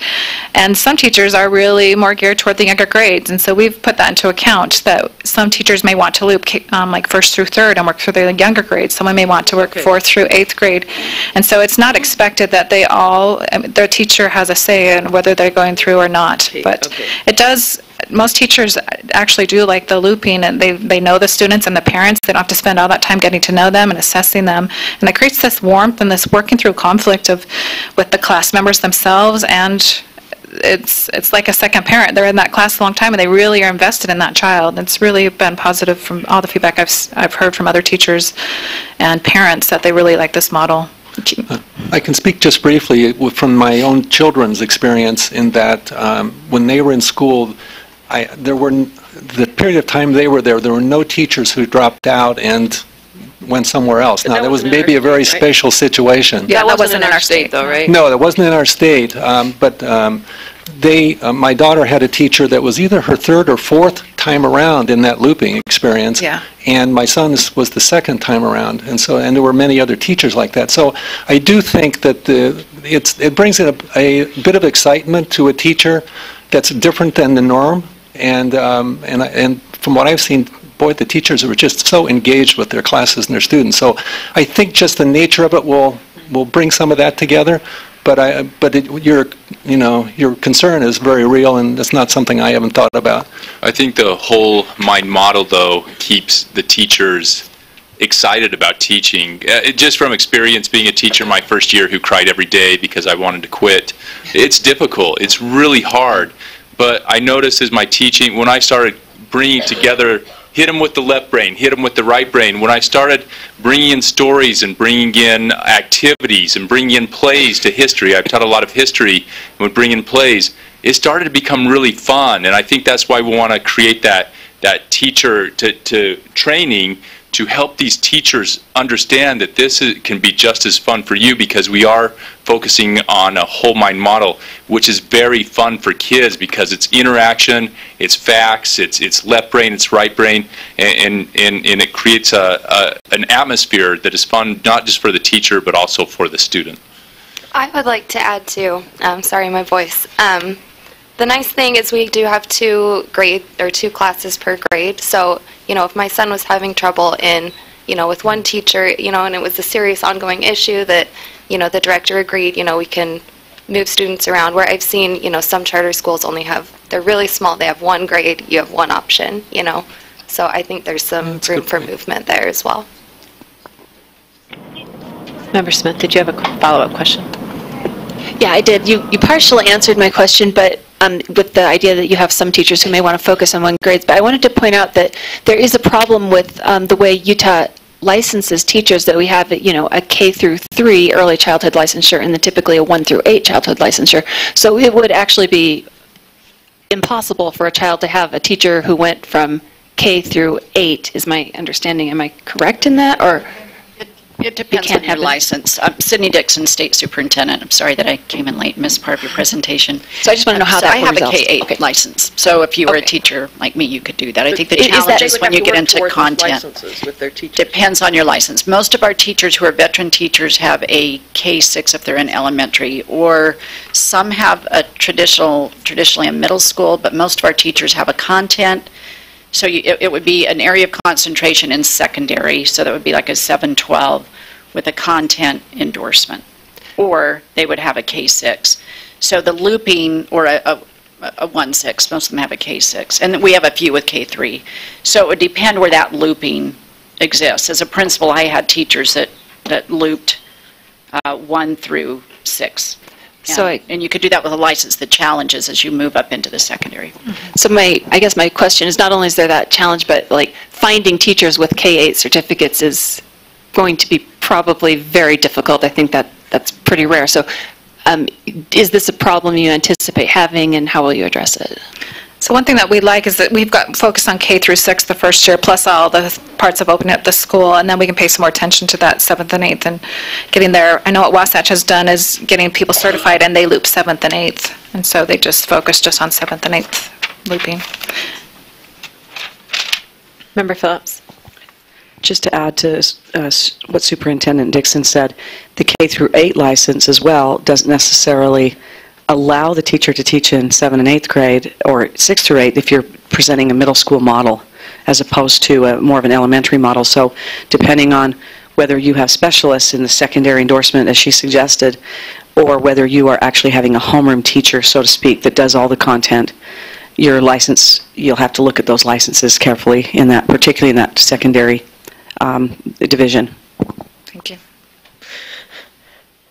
Vice Chair Tonks has our final question. Okay, we've seen a lot of you folks over the last few years, where I feel like we're good friends here, right? This is technically the 4th time that Mountain Sunrise has approached this board for approval, and Third time. Okay. According to your application, you have the support of the Alpine School District. Yeah. And I'm wondering, has your board considered seeking an application or seeking authorization from that district or from another authorizer other than the State Charter School Board? We did ask them when we weren't accepted the first couple tries here, and we didn't really have any results. Say that it's very hard to go through the district with that. The district wasn't willing to authorize Mountain Sunrise as a charter school within the Alpine District boundaries. We didn't get a lot of response on that request.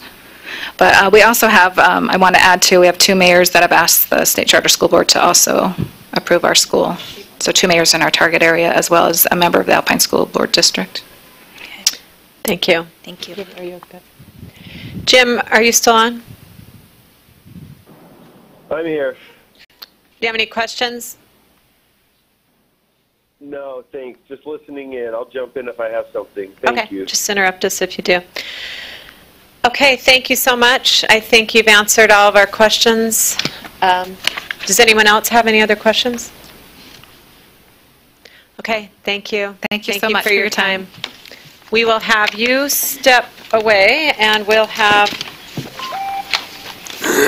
Yeah, let's take a couple-minute break. I did want to welcome State Superintendent Dr. Sydney Dixon with us, and new board member Jenny Earl. Thank you. Nice to have you with us. Is that on? You're welcome. Lisa Ellis is out of town, and so I'm here today, and I believe Cindy Davis is going to try to come for part of the time tomorrow, just so that there is some coverage from the board. this is somewhat new to me, so I do appreciate any insights and information, so hopefully I can get up to speed quick. So, all right, thank you. Thanks for joining us. I'm from Northern Utah area, District 1. Okay, great, thanks. There's a couple Thanks. books floating We're happy out to there have you. somewhere. I don't know what happened to them. Okay, we will take about a 2-minute break, and then we will have Utah Mountain School. You can start coming up to the table whenever you're ready. Long day.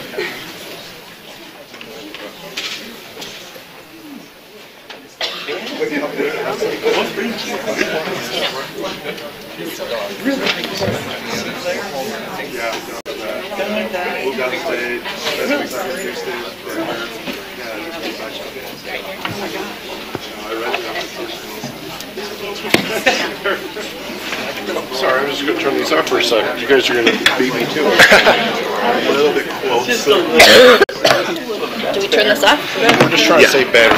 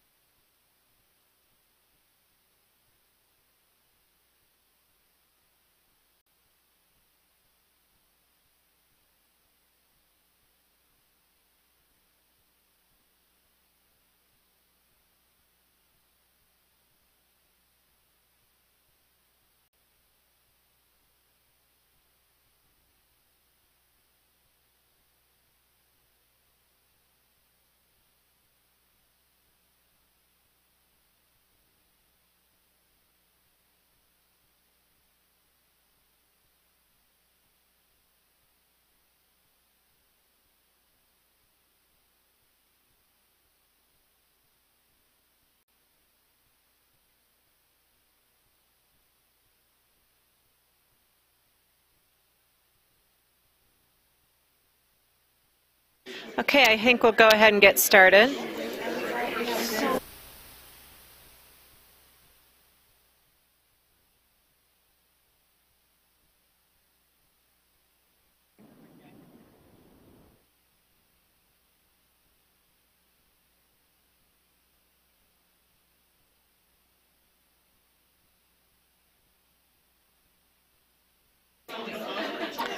Okay, we're going to go ahead and get started. I know, I tried the gavel, I tried talking. I'm going to have to start whistling in a minute. I pounded it pretty hard. Okay, Utah Mountain School is here with us. They're next on our agenda. Welcome. We'll go ahead and let you get started. Introduce yourselves, give us your elevator pitch, and then we have questions for you.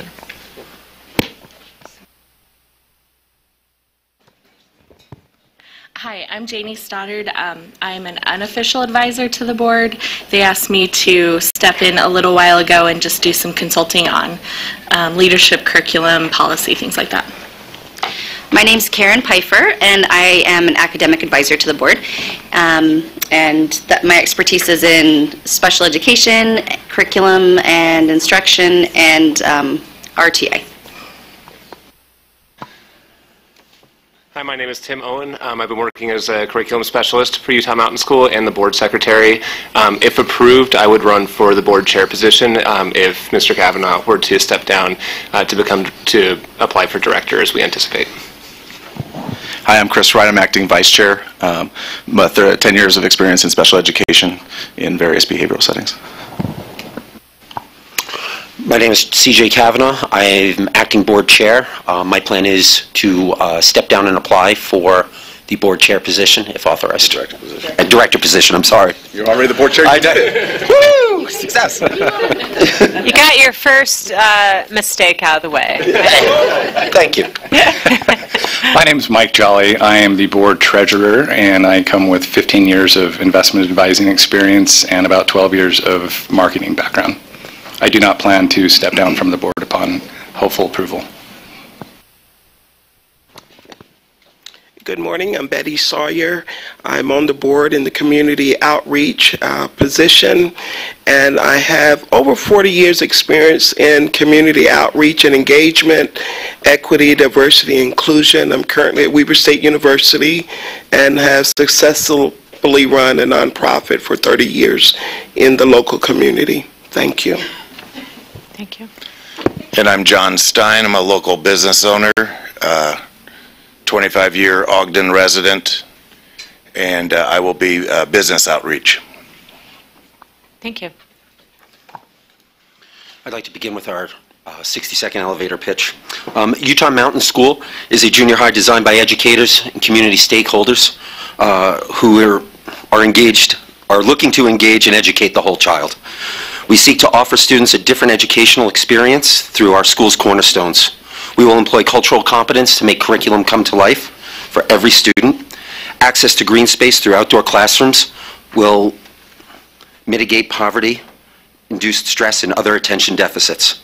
Aerobic movement breaks will increase cognitive abilities, and project-based learning will allow students to retain what they are learning in the classrooms. The City of Ogden offers both urban parkland and rugged outdoor space that are ideal for students to engage in the real-world application of rigorous curriculum featuring authentic assessments, cooperative peer learning, exploratory learning, and standards-driven lessons.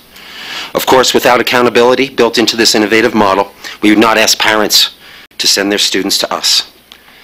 Standards-based curriculum and assessments, rigorous measurement of academic achievement and growth, and a unique advisor-student relationship will ensure that every student grows academically, emotionally, and socially. Thank you again for inviting us to apply, and we welcome your questions. That was a short elevator ride. Thank you. You're welcome. Oh, we timed it. You said 60 seconds. Okay, great. We have some questions for you. Please elaborate on the school's mission and purpose and how that will help fulfill a need in your proposed community.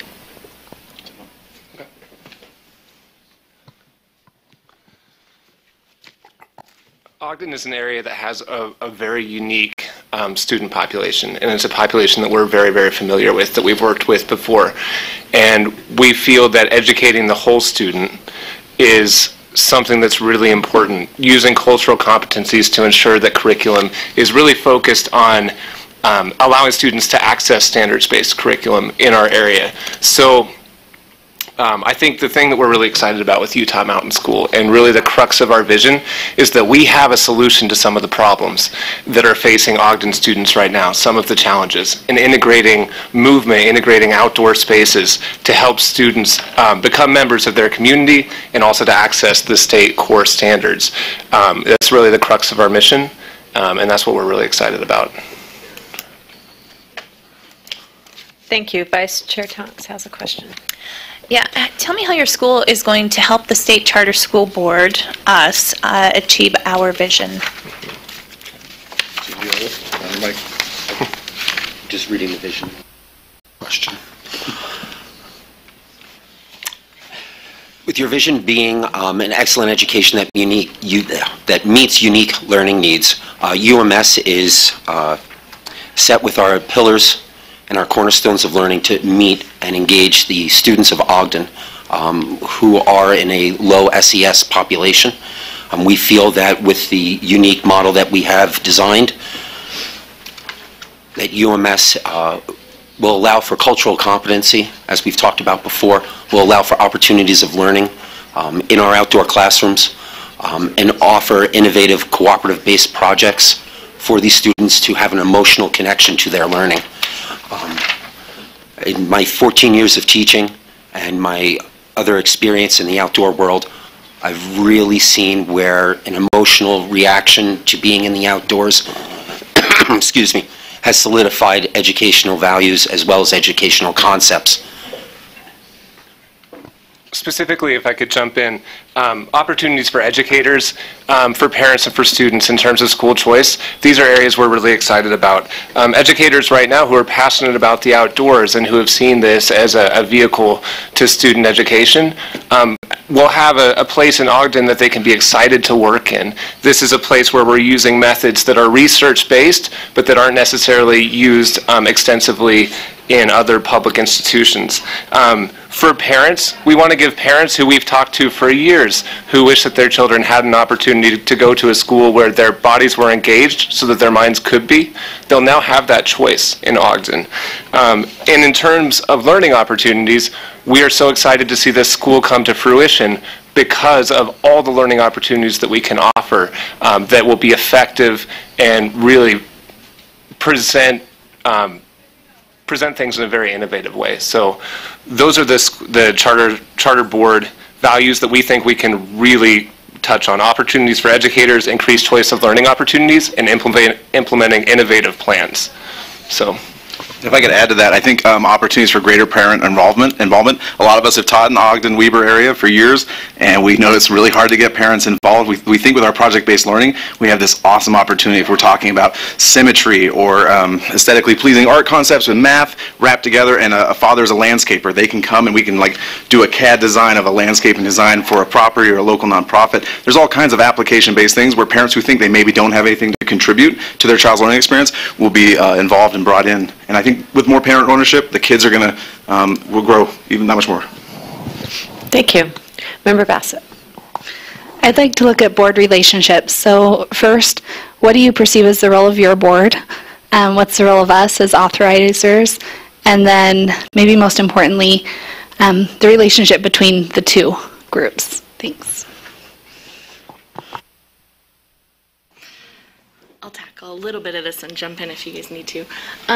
So I have worked in a capacity as an administrator with a board, and I think ultimately responsibility for the school and the success of the school lies with the board, both academic success but also financial responsibility.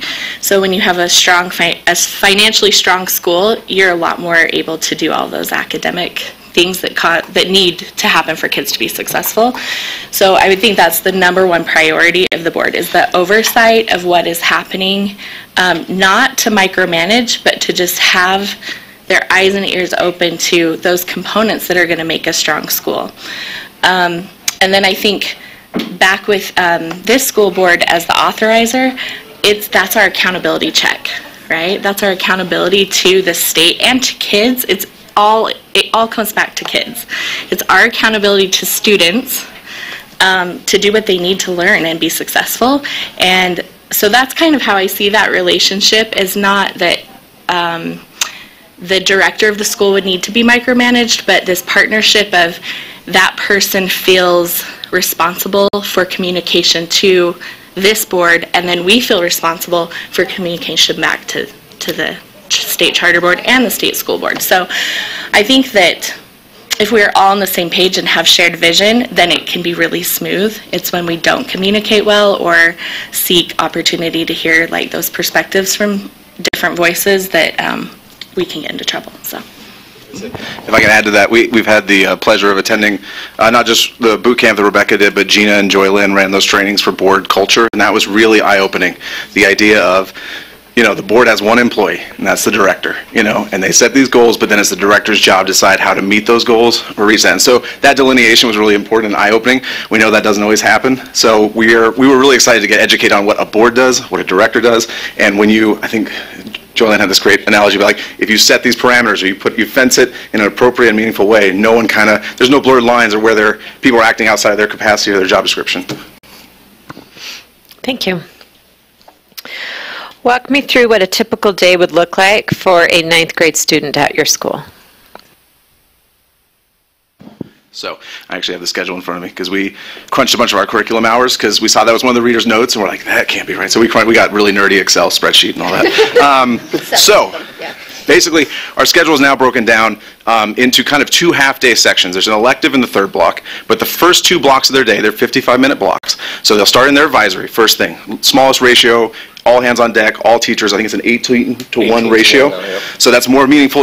We call it focus, advisory focus. And there's lots of great crew lesson plans out there from different curriculums that are open source.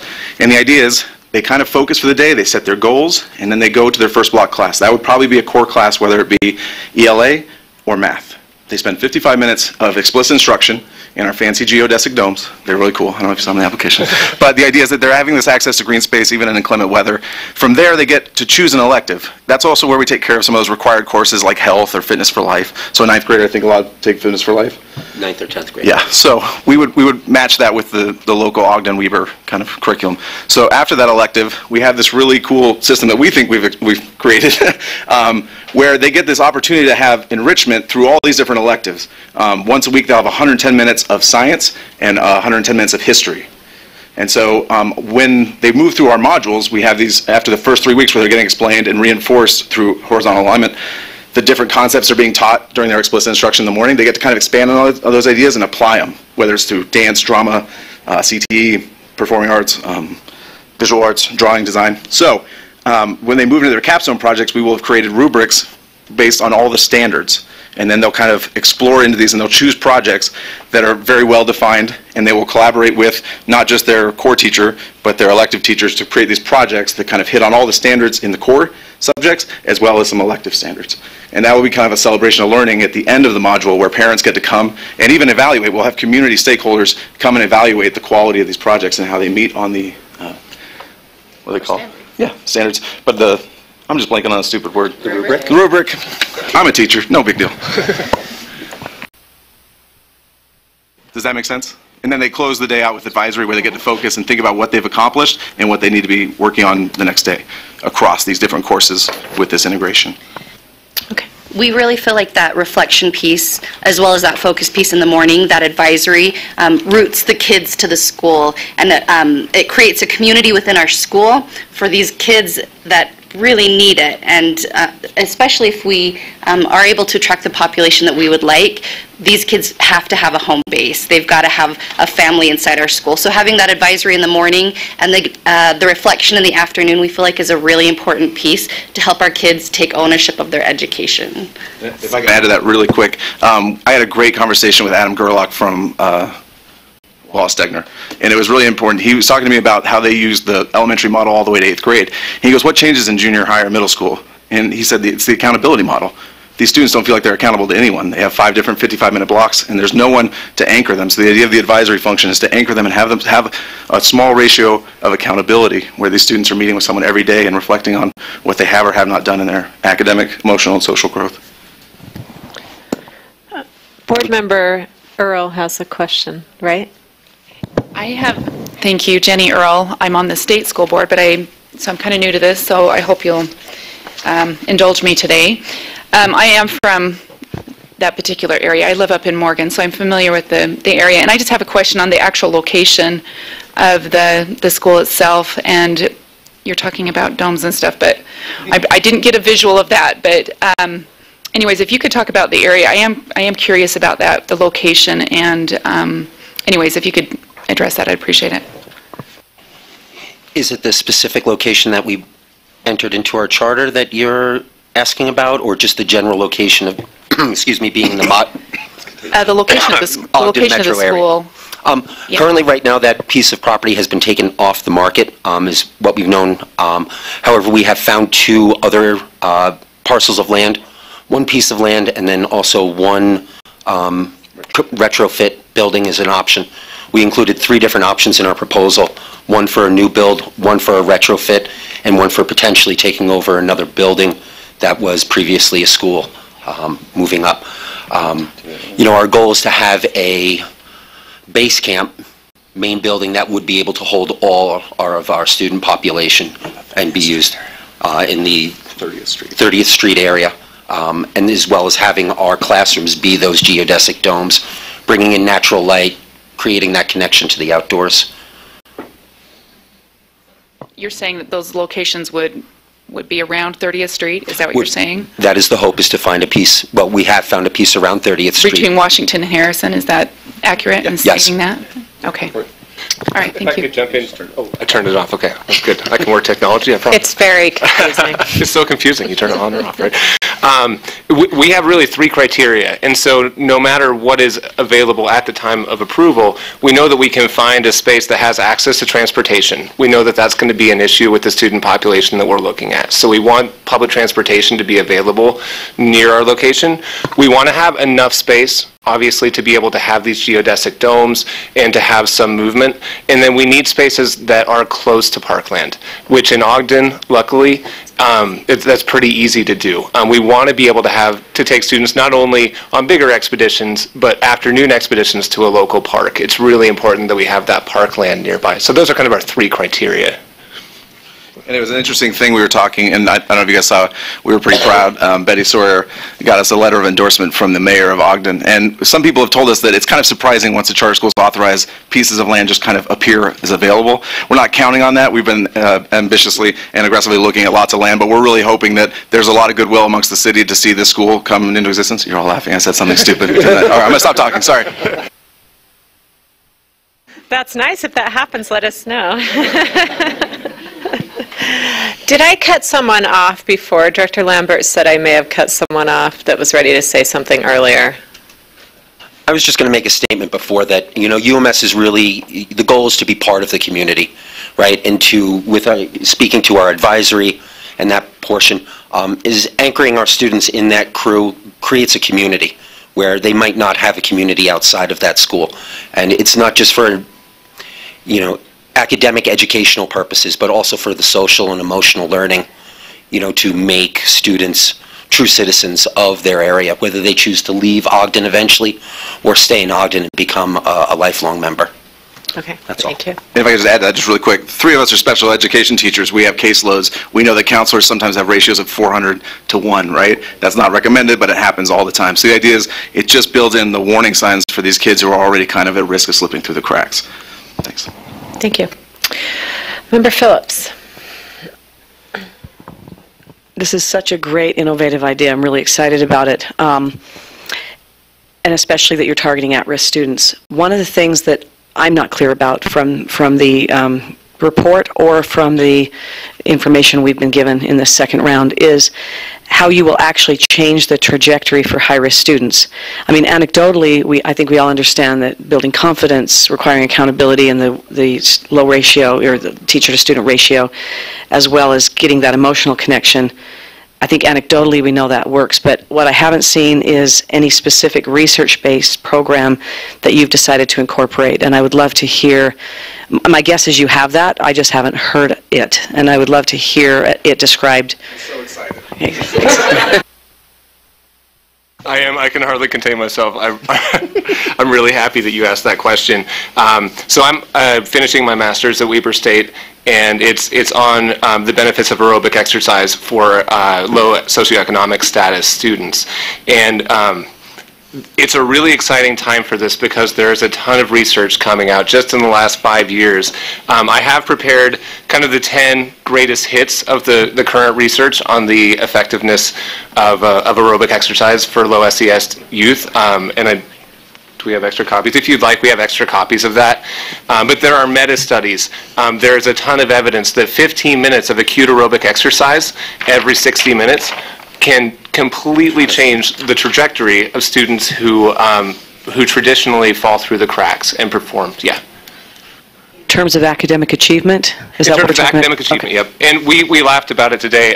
We have, I think because of our experience, we sometimes have the oversight. We say improvement or we say achievement. Yeah, academic achievement. Sometimes we take that for granted. We probably shouldn't. But in terms of academic achievement, and so that's really the crux of our school is this intervention. We know that kids who come from high poverty neighborhoods suffer from attention deficits, the inability to stay focused on one thing for a long period of time. And we know that one of the greatest interventions is aerobic exercise. So we've built that into every day at the Utah Mountain School. We think that that intervention alone is going to make a huge difference. Can I? Yeah. Another thing that I wanted to mention, we do have 3 special educators on the board, and so something that we do take for granted is the fact that our kids have different needs. That's something that maybe we haven't made explicitly clear in the application, but that's something that we know. Our kids have different needs. So saying that one curriculum is going to fix every student, we know that's not realistic. So what we bring to the table is some expertise in specific interventions that are individualized to kids, that are data-based, data-driven, and research-based. So as far as our academic program, I feel like all of these things that we're doing are going to help our students, but also at the core, we will provide excellent academic instruction for all of our students, not just our high students, but every student along the spectrum. Can I speak to that as well? One of the things when I came in and started working with this board, that was actually my area of how are we going to know that we're having impact? What's the evidence going to be? And right now, the vision of the school is that they will create this rigorous, authentic curriculum and learning experiences being standards-based, right? So we'll take the standards and they'll develop this curriculum. I also know the challenges of opening a new school, having all the structures and things in place that are required to have a successful start, and then also trying to create and write your own curriculum it's a steep climb. So that's one of the things I've been doing is researching, using a lot of the ed reports, analysis of different curriculum programs, and trying to figure out what's out there that could really fit with the mission and vision of this school, that could also maybe help support educators who come on in the first and second year. And there also are some professional development opportunities in the mountain region for basically training teachers on how to develop curriculum in this way. So I've been researching some of that, have a few programs that I think could be useful to them. And the board is really open to that, because that's one thing I asked was like, okay, but what if you get these teachers who are super enthusiastic and committed to the vision, but they aren't curriculum writers and they're having a hard time. So I think we have some pathways to help support that. And that would be up to, in large part, that connection between the director and the board about what's best for the staff. So I just wanted to clarify one thing too in my question, particularly when I asked about your research. In no way was I trying, by asking if your research was specifically referencing academic achievement, to diminish other kinds of achievement. I just was getting a clarification on what the research was referenced. So thank you so much. Yeah. Well, I'm really glad that you mentioned that too, because I didn't mention executive functioning. So there are a lot of other effects, but I think we're really cognizant that this is a new model, so we want to make sure to communicate that it does function for academic achievement. So thank you for the clarification. And I also see that question as like a strong responsibility for you to ask, because we do need to make sure and ensure an academic rigorous program for kids, and that they're actually seeing success from that program, so that when they leave the school they can go into high school, college setting, or trade setting, that they're going to be able to contribute and be part of the community. So I feel like that's a really great question. Thank you. Member Smith. I'm not sure why I've been assigned to ask the questions that you've already answered in your talks. My assigned question has to do with special education competence, and I feel like you've addressed that pretty well. Okay. Member Bowles. Mine. You referred already to the feedback you received from the readers, so I'm going to ask you to share some of your reactions to the readers' feedback. Tell us what one you thought, yeah, they were accurate about that, and so this is what we've done. And secondly, what area do you say maybe the reader didn't quite understand, or maybe misunderstood part of what we wrote, and so we'd like to correct that. I wanted to start out on this one. This is the first time that I've worked at 2 charter schools, but this is the first time that I've completed a process, and I've been so impressed by the questions that were asked and the readers' comments. It's so cool to see all of the work that goes into this, and how it is legitimizing what we're doing here. I love it. So something else that and these guys can talk more to the points, those readers' notes were awesome. They gave us some really good things to think about, and something that I've really appreciated about this board is their willingness to take feedback and incorporate that. I know it was kind of too late to fix a lot of the things in our actual application, but there were so many good things to think about, and I appreciate that these guys were willing to sit back and look at their application and say, oh yeah, okay, well we didn't address this, or what does that look like? So anyway, thank you for helping us through that process. It's been really cool. I'll give you a little anecdote. I was driving, and I saw Rebecca had sent the email, and I had my phone to my friend. I said, please open this document. And I saw the pie chart, and I said, please say orange is not partially met. And he was very quiet for like a mile or two, and I was like, ah. So once we got over that, and we started digging, and we actually had like a board barbecue boot camp where we went through every reader question and comment and tried to come up with answers or explanations. The first one that made the most sense was the idea of opening with 200 in 7th and 8th grade respectively. And someone said, if you have really great retainment, why would you cut your 9th grade down to 150? And I was like, wow, these guys are smart. That's a really good point. So the idea is we would definitely build it in if we had that kind of high retainment. We would definitely not want to lose anyone who was excited about this school in that program. So we'd definitely probably build our 9th grade to facilitate 200 students and maybe have a smaller 7th grade class coming in. So, or ask for permission to expand. I don't know. What was the other thing that was really great? Market analysis.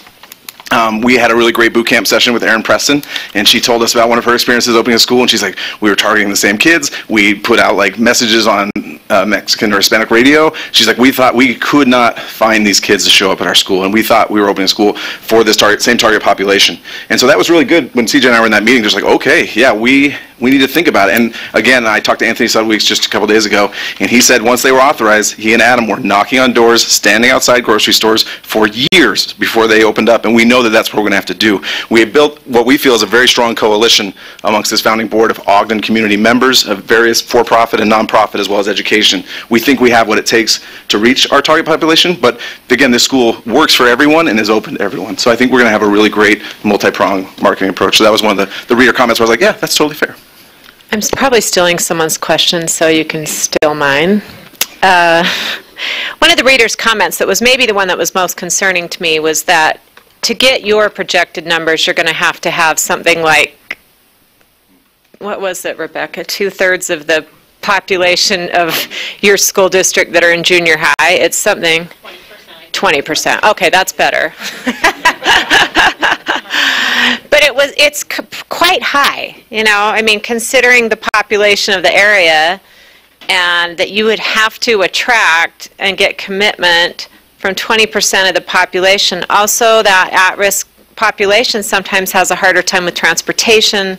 You know, I know I'm not bringing up anything you don't know, but I will tell you right off the, right now, that is one of my major concerns with your school. How do you address that? This is from a population standpoint, it looks like it's going to be really hard to accomplish.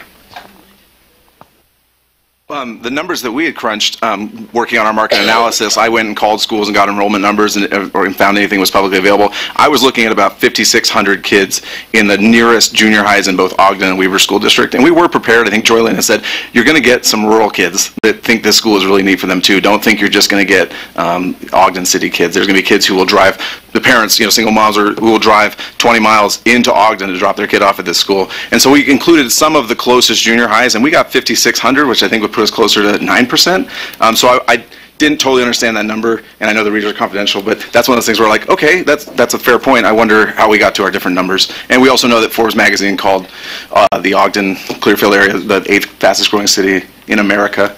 So we're also anticipating a lot of growth. I think they only took into account Ogden School District, is that right? Okay, and you are very close to Weber School District, so that makes sense to me, so, okay. Is it in Weber or is it in Ogden? Okay, but you're right, so close, I know, yeah. It's all close. Yeah. It's right there. The other couple things I have talked with them about and have thought about is the strong community support right now that we have, and having people like John and Betty on the board. We're hoping that can help that outreach to not just attract kids to our school, but make sure their families also feel part of the community. And transportation is a big thing. So I've worked with some schools that were further out that parents had to drive their kids to school, or they had to get them there through carpool or some way. So the location, I think, is going to be key. If it's within distance, that we're offering an opportunity or access to an opportunity they may not have had before, but they can actually get there, and parents can still get to work. I know that that's a huge concern for a lot of parents, is being able to make sure their kids are safe and they're on time and still be to their job on time. And then I think that the third one that I just forgot. I'll let her talk. If I remember, I'll let you know. So I'm a curriculum director at Voyage Academy in Clinton, Utah. We're a K-6, and it's crazy how far parents will drive to take their kids to a good school. Not that we need people to drive for, long distances, but I feel like it's reasonable to say that we would attract kids from Ogden and Weber, and even some of that North Davis County, if needed, yeah. There are also other schools in the area that are just K-6 that could feed really well into what we're doing with the middle or junior high model.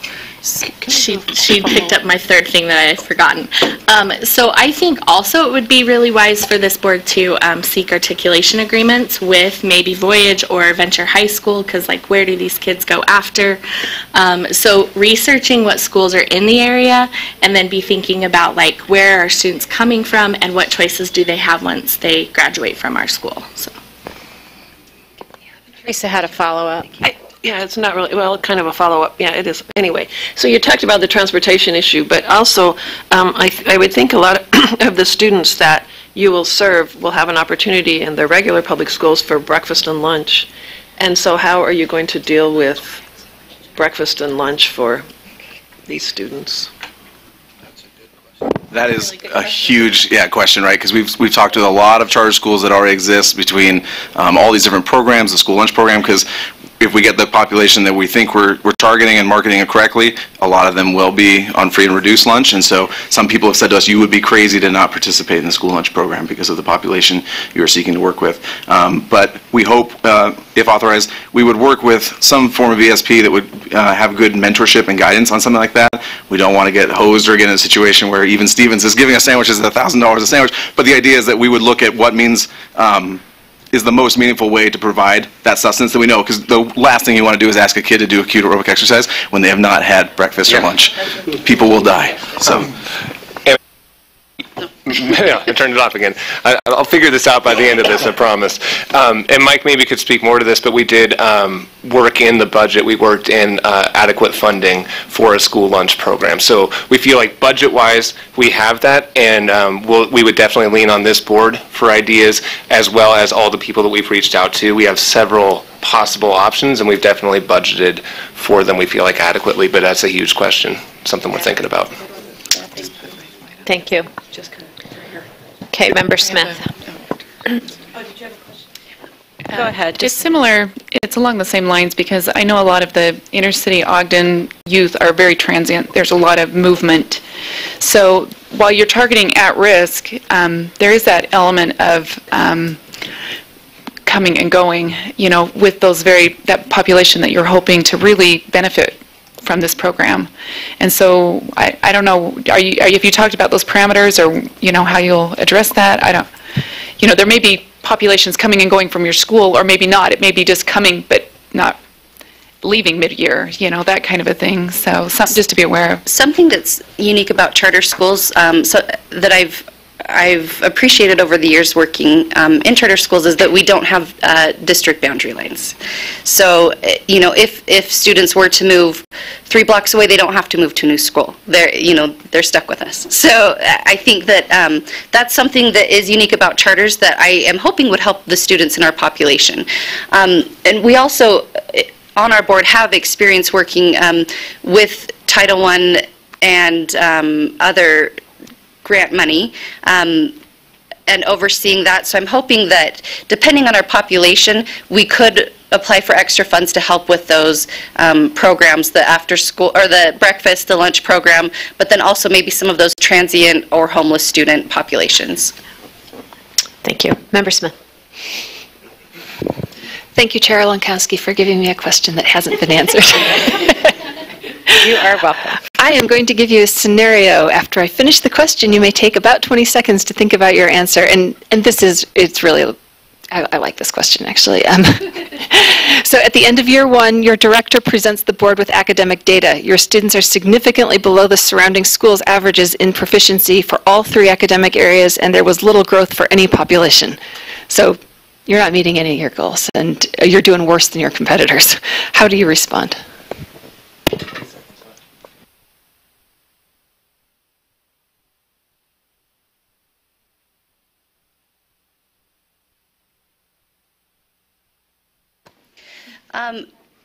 That's a great question. Thank you.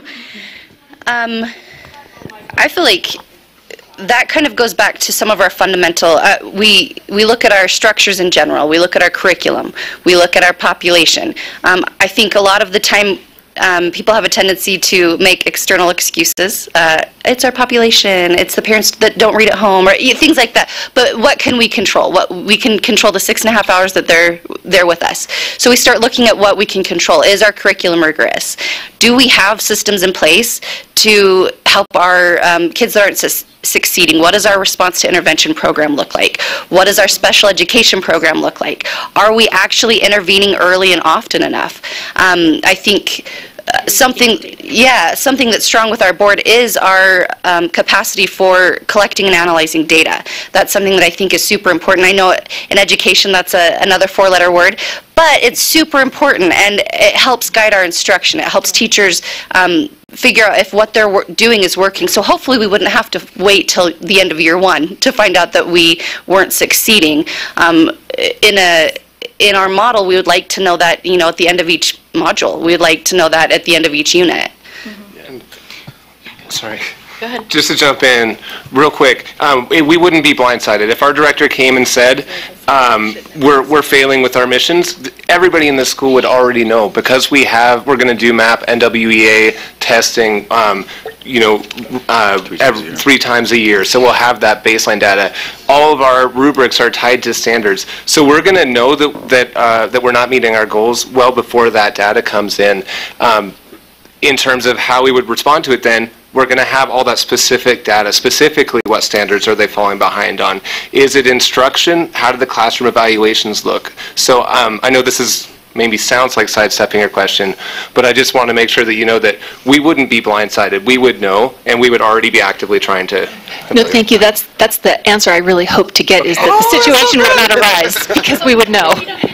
Okay, yeah, I was going to say, and this is something, again, when I was telling you about our daily schedule that we're really proud of, is we've built in 8 cohorts per grade level, and the idea is those cohorts are kind of grouped with some low, mids, highs. There's like an honors level cohort, and so those kids get to go deeper with the instruction, whereas the other kids are probably receiving more remedial instruction.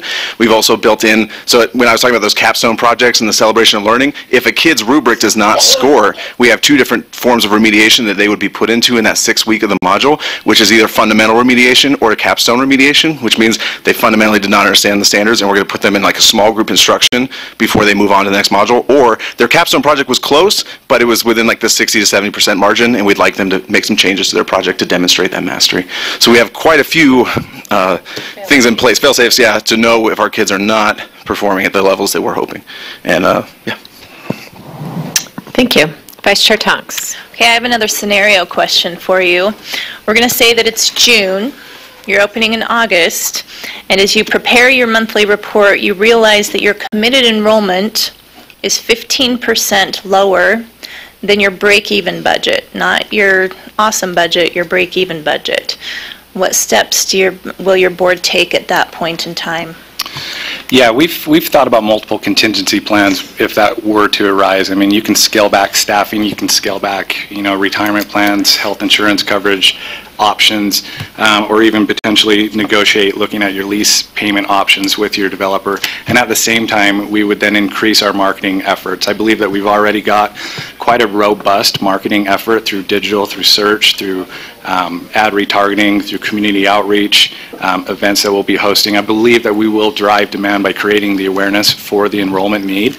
And then in addition to that, we will be working with the community members that we've been able to garner support with, through local businesses that will also spread the word to help drive that awareness and drive the enrollment up. So we definitely have the idea in place for the contingency plan to try and increase that number once we get to that point. But I believe as a fiscally sound board, hoping to be on the same page the entire time, we'll know in advance before that comes into play. And I will say that this is a common problem. We've seen this consistently with schools that don't meet their enrollment goals. And there's a difference between people liking your Facebook page and people saying that they will come to your school and people actually putting some skin in the game and showing up on the first day. So just please be aware of that. Yeah. If I may, along with that, having worked in community for a long time, and we know how that can be, as a board, we're ready to hit the ground running. In my work in the local school district, I've worked with outreach programs, TRIO, Talent Search, Gear Up, all of those. And all of those are enrollment generated. So it's meeting with parents, it's knocking on doors, it's going to our faith-based community, businesses, markets, events, whatever it takes, and doing that on a regular and consistent basis, and using every network that we have available to us to share this wonderful message. That's fabulous. And the more pavement pounding you do up front, the less concern you have down the road. So The good news is we love to be outdoors. well, I was wondering if you could try that 15 minutes. I was wondering if that worked for board members during long board meetings. Thank you. That was an excellent answer. Thank you, Member Bassett.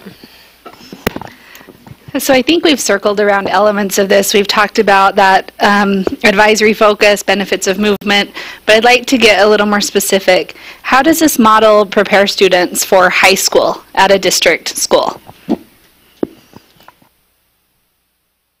I'm going to start, and then they're going to give really in-depth answers to that.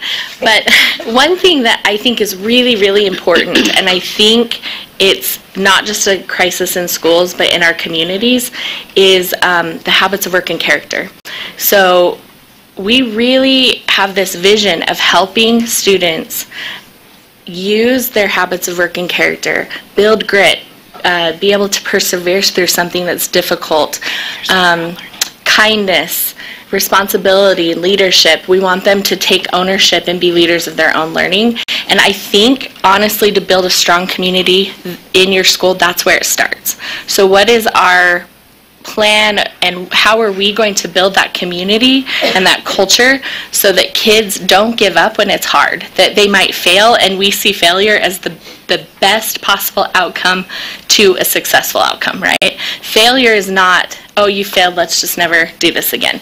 So I think that we're hoping to build those habits and that character in kids so that when they get to a scenario or a new school or a place that they're unsure of, that they can say, wait a minute, I know how to write a learning target for myself. I'm going to write this learning target. I'm going to figure out what I need to learn in this class. So that's like, I know, very like visionary and altruistic, but I've also seen kids who can do that work. And so that is where my heart is with this school, is that can we help kids really know what they're made of when it comes to things that are difficult? That will serve them everywhere, because we know in the workforce, every single one of us at this table have had those moments where we feel like we are a complete failure.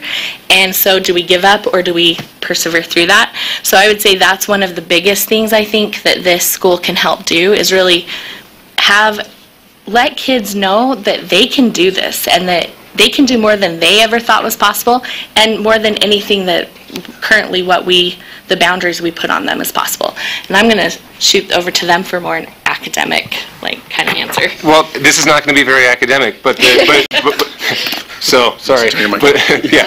Yep, mute. But the research supports this, and it's really simple. Students learn best when they enjoy learning. And that's an odd, of course everybody knows that, but no, students who enjoy learning and who value it, who have positive attitudes towards school, have such a lower rate of attrition than students who don't. So how are we going to set students up for high school? We are going to make sure that we make a curriculum that every student can connect with, and that they can see that learning can be exciting and that it matters to them personally. I think you're going to see then that rate of success in high school, any high school that they transition to, with our outboarding plan to make them successful. I think you're going to see a higher rate of success. Can I add one more thing? Sorry, I really do have a lot to say. So the other thing I was thinking about, and we've talked about this a lot, is building that strong foundation of mastery of knowledge and skills, but then being able to help students know how to transfer that into an environment that is different than the classroom. So we know, the research shows, kids have a hard time with transfer. So in isolation, they can do a skill, and we transfer it to something, and they fall apart, and we're like, what is happening? So one of the things about their outdoor learning, the acute aerobic exercise, and the project-based learning is that ideally, they're going to get that foundation, and then they're going to have to apply it in authentic ways. And the more authentic learning kids can do, the better they're going to be prepared to be able to take that into high school and apply it in, the 20 different scenarios they're going to meet once they get to that school. So I think that also is a way that could maybe prepare them for that step. Thank you. Are you good? Okay.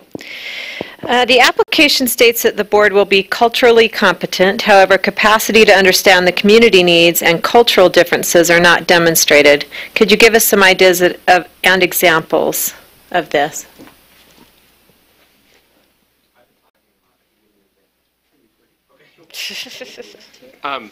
And then I'm going to turn it over to some other board members. I'll be brief. But I taught theater at Mount Fort Junior High in Ogden, and I struggled mightily with getting kids to think that that was somehow applicable to them. I had most of my students stating that they hated theater. They were just in it because they had to be in an elective, and that's where they got placed. And I struggled for the first year. It was not my finest year as a teacher. The next year, I looked at things like Teatro Campesino and kind of elements of theater that were applicable to my students, and I gave them a mission. You're going to tell your life story, your community, and this is how you're going to do it. By the end of that term, I did exit surveys. I had 10% say that they were interested in theater in the beginning of that year. I had 90% say that they were interested in theater exiting my class. So I think that's one of the ways that we do it, and I'm going to turn it over to Betty, is through really intentional curriculum.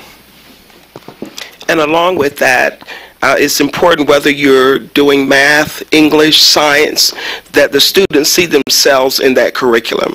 And for students of color, there's an excellent history of contributions that have been made, and oftentimes we don't show that in the curriculum that's being presently presented in our schools. So we will make an effort, whether if we're talking about science, there are astronauts and engineers that can be shared with students that they get to research themselves to know that this is something I can do. It's not new.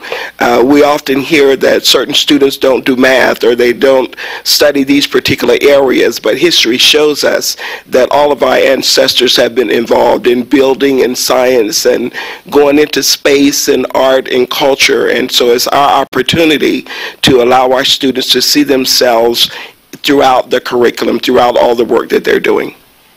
Thank you. Just as a follow-up, we've just being on this board, we've learned some things about specifically the Latino community, some schools that have had success there. One of them being home visits, making sure there are Spanish speakers, making sure that their teachers either speak Spanish or have an assistant who does. Do you have plans for that, and what percentage of kids do you suspect will be English language learners? Do you know? So the comparable local districts have up to over a 30% ELL population, with a higher percentage of for whom English is a second language. So that's going to be huge. Yo hablo español y vamos a buscar otros que hablan español. So we're definitely, that's in the front of our mind. And obviously it might be a pipe dream to say, you know, we're going to hire staff that are bilingual because we're going to hire the best applicants that we get, whatever that may be. But I think that's in the forefront of all of our minds. And I would hope that you would, if approved, that you would be open to learning from other charter schools and other district schools in the state, because Absolutely. we've learned a lot about how to educate that community, and I think, you know, being open to new ideas and looking at it differently, you may have more success with that community, with retention and with success in learning. So Ogden School District, to their credit, requires, I think, that all their teachers get an ELL endorsement within their first 3 years of teaching in the district. And just a feather in our cap, the ELL coordinator at Ogden School District is one of our biggest supporters. She's really enthusiastic about this school and this model. So, and I think she taught you your ELL endorsement, right? Yeah. So we feel like we have the right people in place who are excited. When we post some of this stuff to social media, you wouldn't believe how many teachers, retired or not, looking for a different placement, are really excited about working in a school like this. Okay. And a lot of them are former Ogden School District employees. Great. Thank you. Oh, sorry. Go, Betty. It's red. If I may, along with that, in the Ogden area and Weber area, we've been working with Latinas in Action for several years. We hold our conferences there. We support the clubs in our different schools. And as you said, learning from what is already working in those models is something that's definitely at our forefront. It's not about recreating the wheel, but building on what has and is successful. Thank you. That's good to hear. Any other comments on that? Go ahead. Sorry, I was just going to say, after college, I worked on the border of Mexico and Arizona, and I was the only teacher there that looked like me.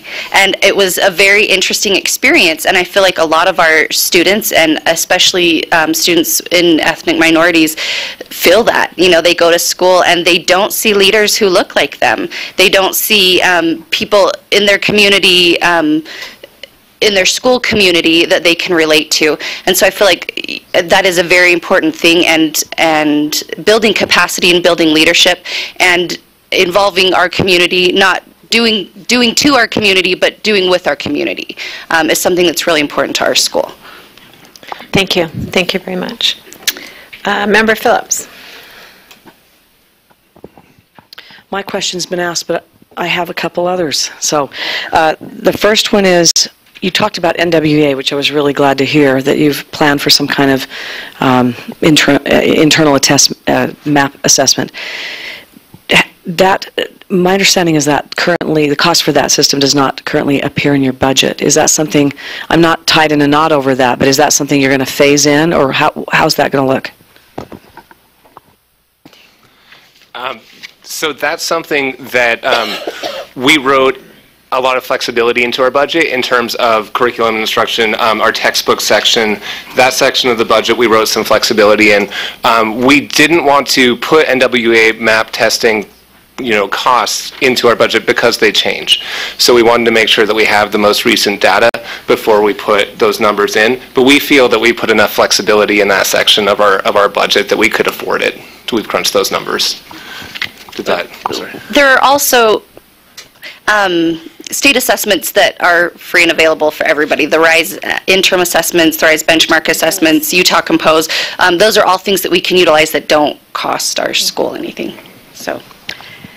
Thank you. And second, if you, although your school is unique, and I think there are going to be people drawn to it, nevertheless, you also are going to reside in an area where there are a lot of options, charters, and good districts. So the question is, do you have the capacity, first of all, to run your school on 200 students instead of 400?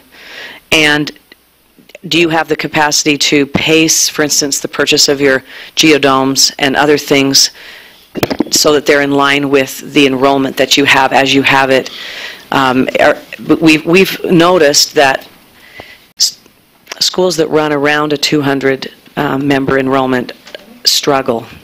That's kind of a minimum for success, and it's tight. It can be successful, but it's tight. So as you look at running a school and the way that you're going to roll it out on with your budget forecast, how flexible are you in all your aspects, and are you intending to, because it may take some time until you build a brand name, have you planned for that contingency? Yeah, I'll take that. We did plan for that contingency. The lease payment that we had in our budget was based on about a $5 million purchase and a 33,000 square foot facility, whereas we believe we'll only need about 25,000. So we put a little bit of wiggle room into the construction. And then with the addition of the domes, those are relatively easy to construct and add on to a facility, so we can scale up based on enrollment and based on where we're at relatively quickly. What is the starting salary for your teachers, and do you have kind of a mid-range on your salary schedule? About $43,000 is where we'll be starting.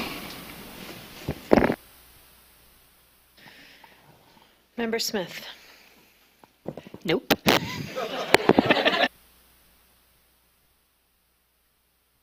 It just means we've already asked it. Member Bose. Okay. Okay. Do you think this was? Yeah, you've sort of answered this one, but I'm just going to ask it again. It's kind of more specific. The readers felt that the school would have a difficult time meeting the core standards. For example, the students will only receive 30 hours of direct math instruction compared to 160 hours typically. You kind of talked about this already for the entire year. If the readers understood how the program was written, help me to understand what you're doing to remedy this. And I think you already talked about that a little bit, but maybe just elaborate. Absolutely. And I have a sheet that I can easily share with you guys. I went through every module, every block of instruction, calculated total numbers. We're looking for our core classes. ELA and math would have 172.4 hours a year. History would have 78, science would have 95.3, and all their electives would be about 35.2 hours. And I'm happy to submit that to the board or to Rebecca, and if you guys want to see the numbers and check them. But because we have, and that's counting our direct instruction in the morning for ELA and math, and then I've split those minutes up equally among the subjects during project-based learning. So say they're doing a project that has ELA standards, dance standards, and science. And the idea is that I've split that time between those three subjects. And so I have, like I said, a nerdy spreadsheet where we went really into the weeds because we wanted to make sure that we were hitting the right numbers. We really feel like the school is heavy on core instruction, explicit instruction, but also has that project-based component. You know, this was that Ben Franklin quote, "Teach me to do and I'll remember." The idea is that that application is so important. We've all taught project-based learning for a while, and it's insane to see how kids just get thrilled and engaged and so proud when their parents come, celebration learning, and they're showing the roller coaster they built. It's just awesome. So we know that that's effective, and we have the rubrics to show that it's rooted in core standards and that instruction hits the kind of numbers. But we all know as teachers, sometimes science doesn't take as long to teach as ELA, or some of these standards are more tricky. And so we feel ample time for each subject to be equally represented. I'm going to do a follow-up question. Thank you for that. That's helpful.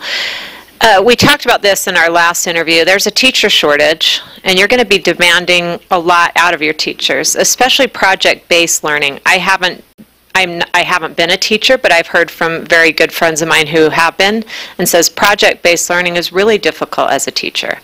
And so we're talking about a teacher shortage, a high attrition rate in the first few years, and you're demanding a lot out of your teachers in the project-based learning. How are you going to overcome that challenge? And it will be a challenge. How do you overcome it? You're absolutely right. And teacher retention in general is hard. Mm-hmm. Project-based is even harder.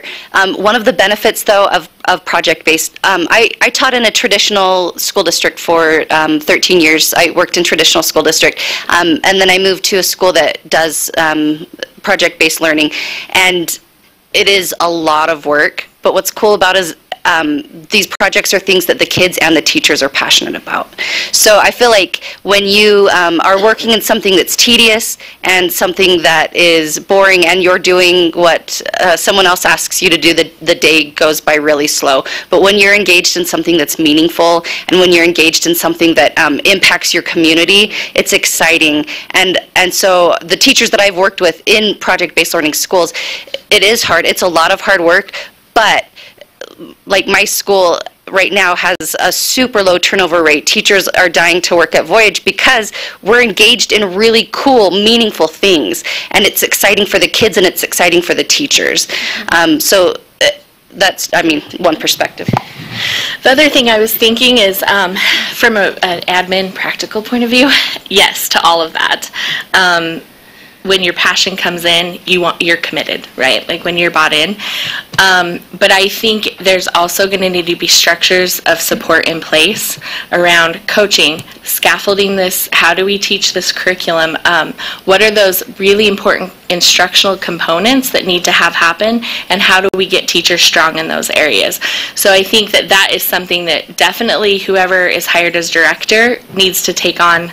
Well, there's going to be 500 things right first, but like what systems of support and mentoring and coaching and professional learning are there going to be built into the plan so that teachers feel supported in that work, and that they're just, not just in that classroom going like, you've told me to do this, I have no idea what to do, and now I have all these kids, coming at me with whatever. So I think that's going to be a really important component, is to have that structure in place.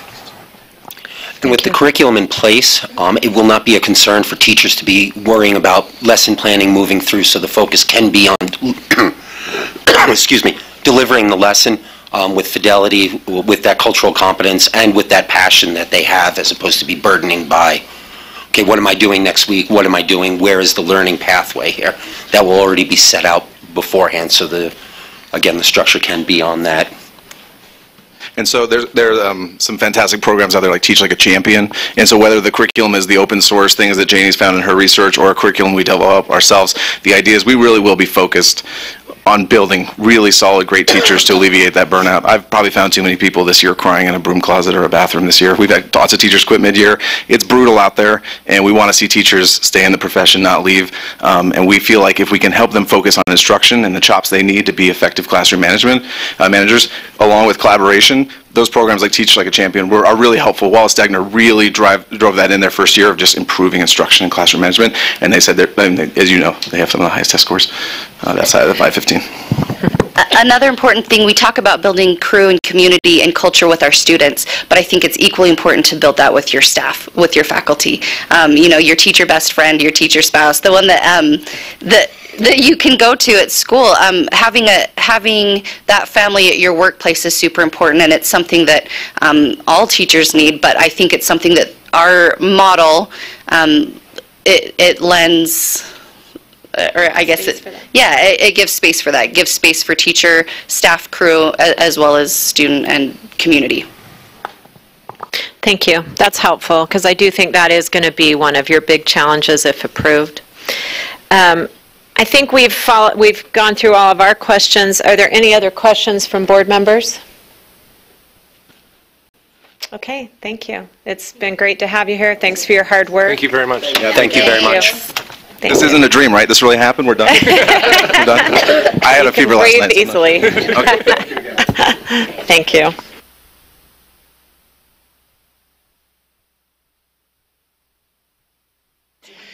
We will... Yeah, we were going to take a lunch break now. I noticed the next board is here, so hopefully you have lunch plans. We'll be back here at 12:45. So we weren't planning on it.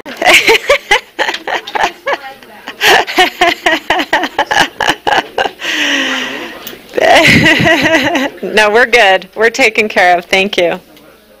12:45.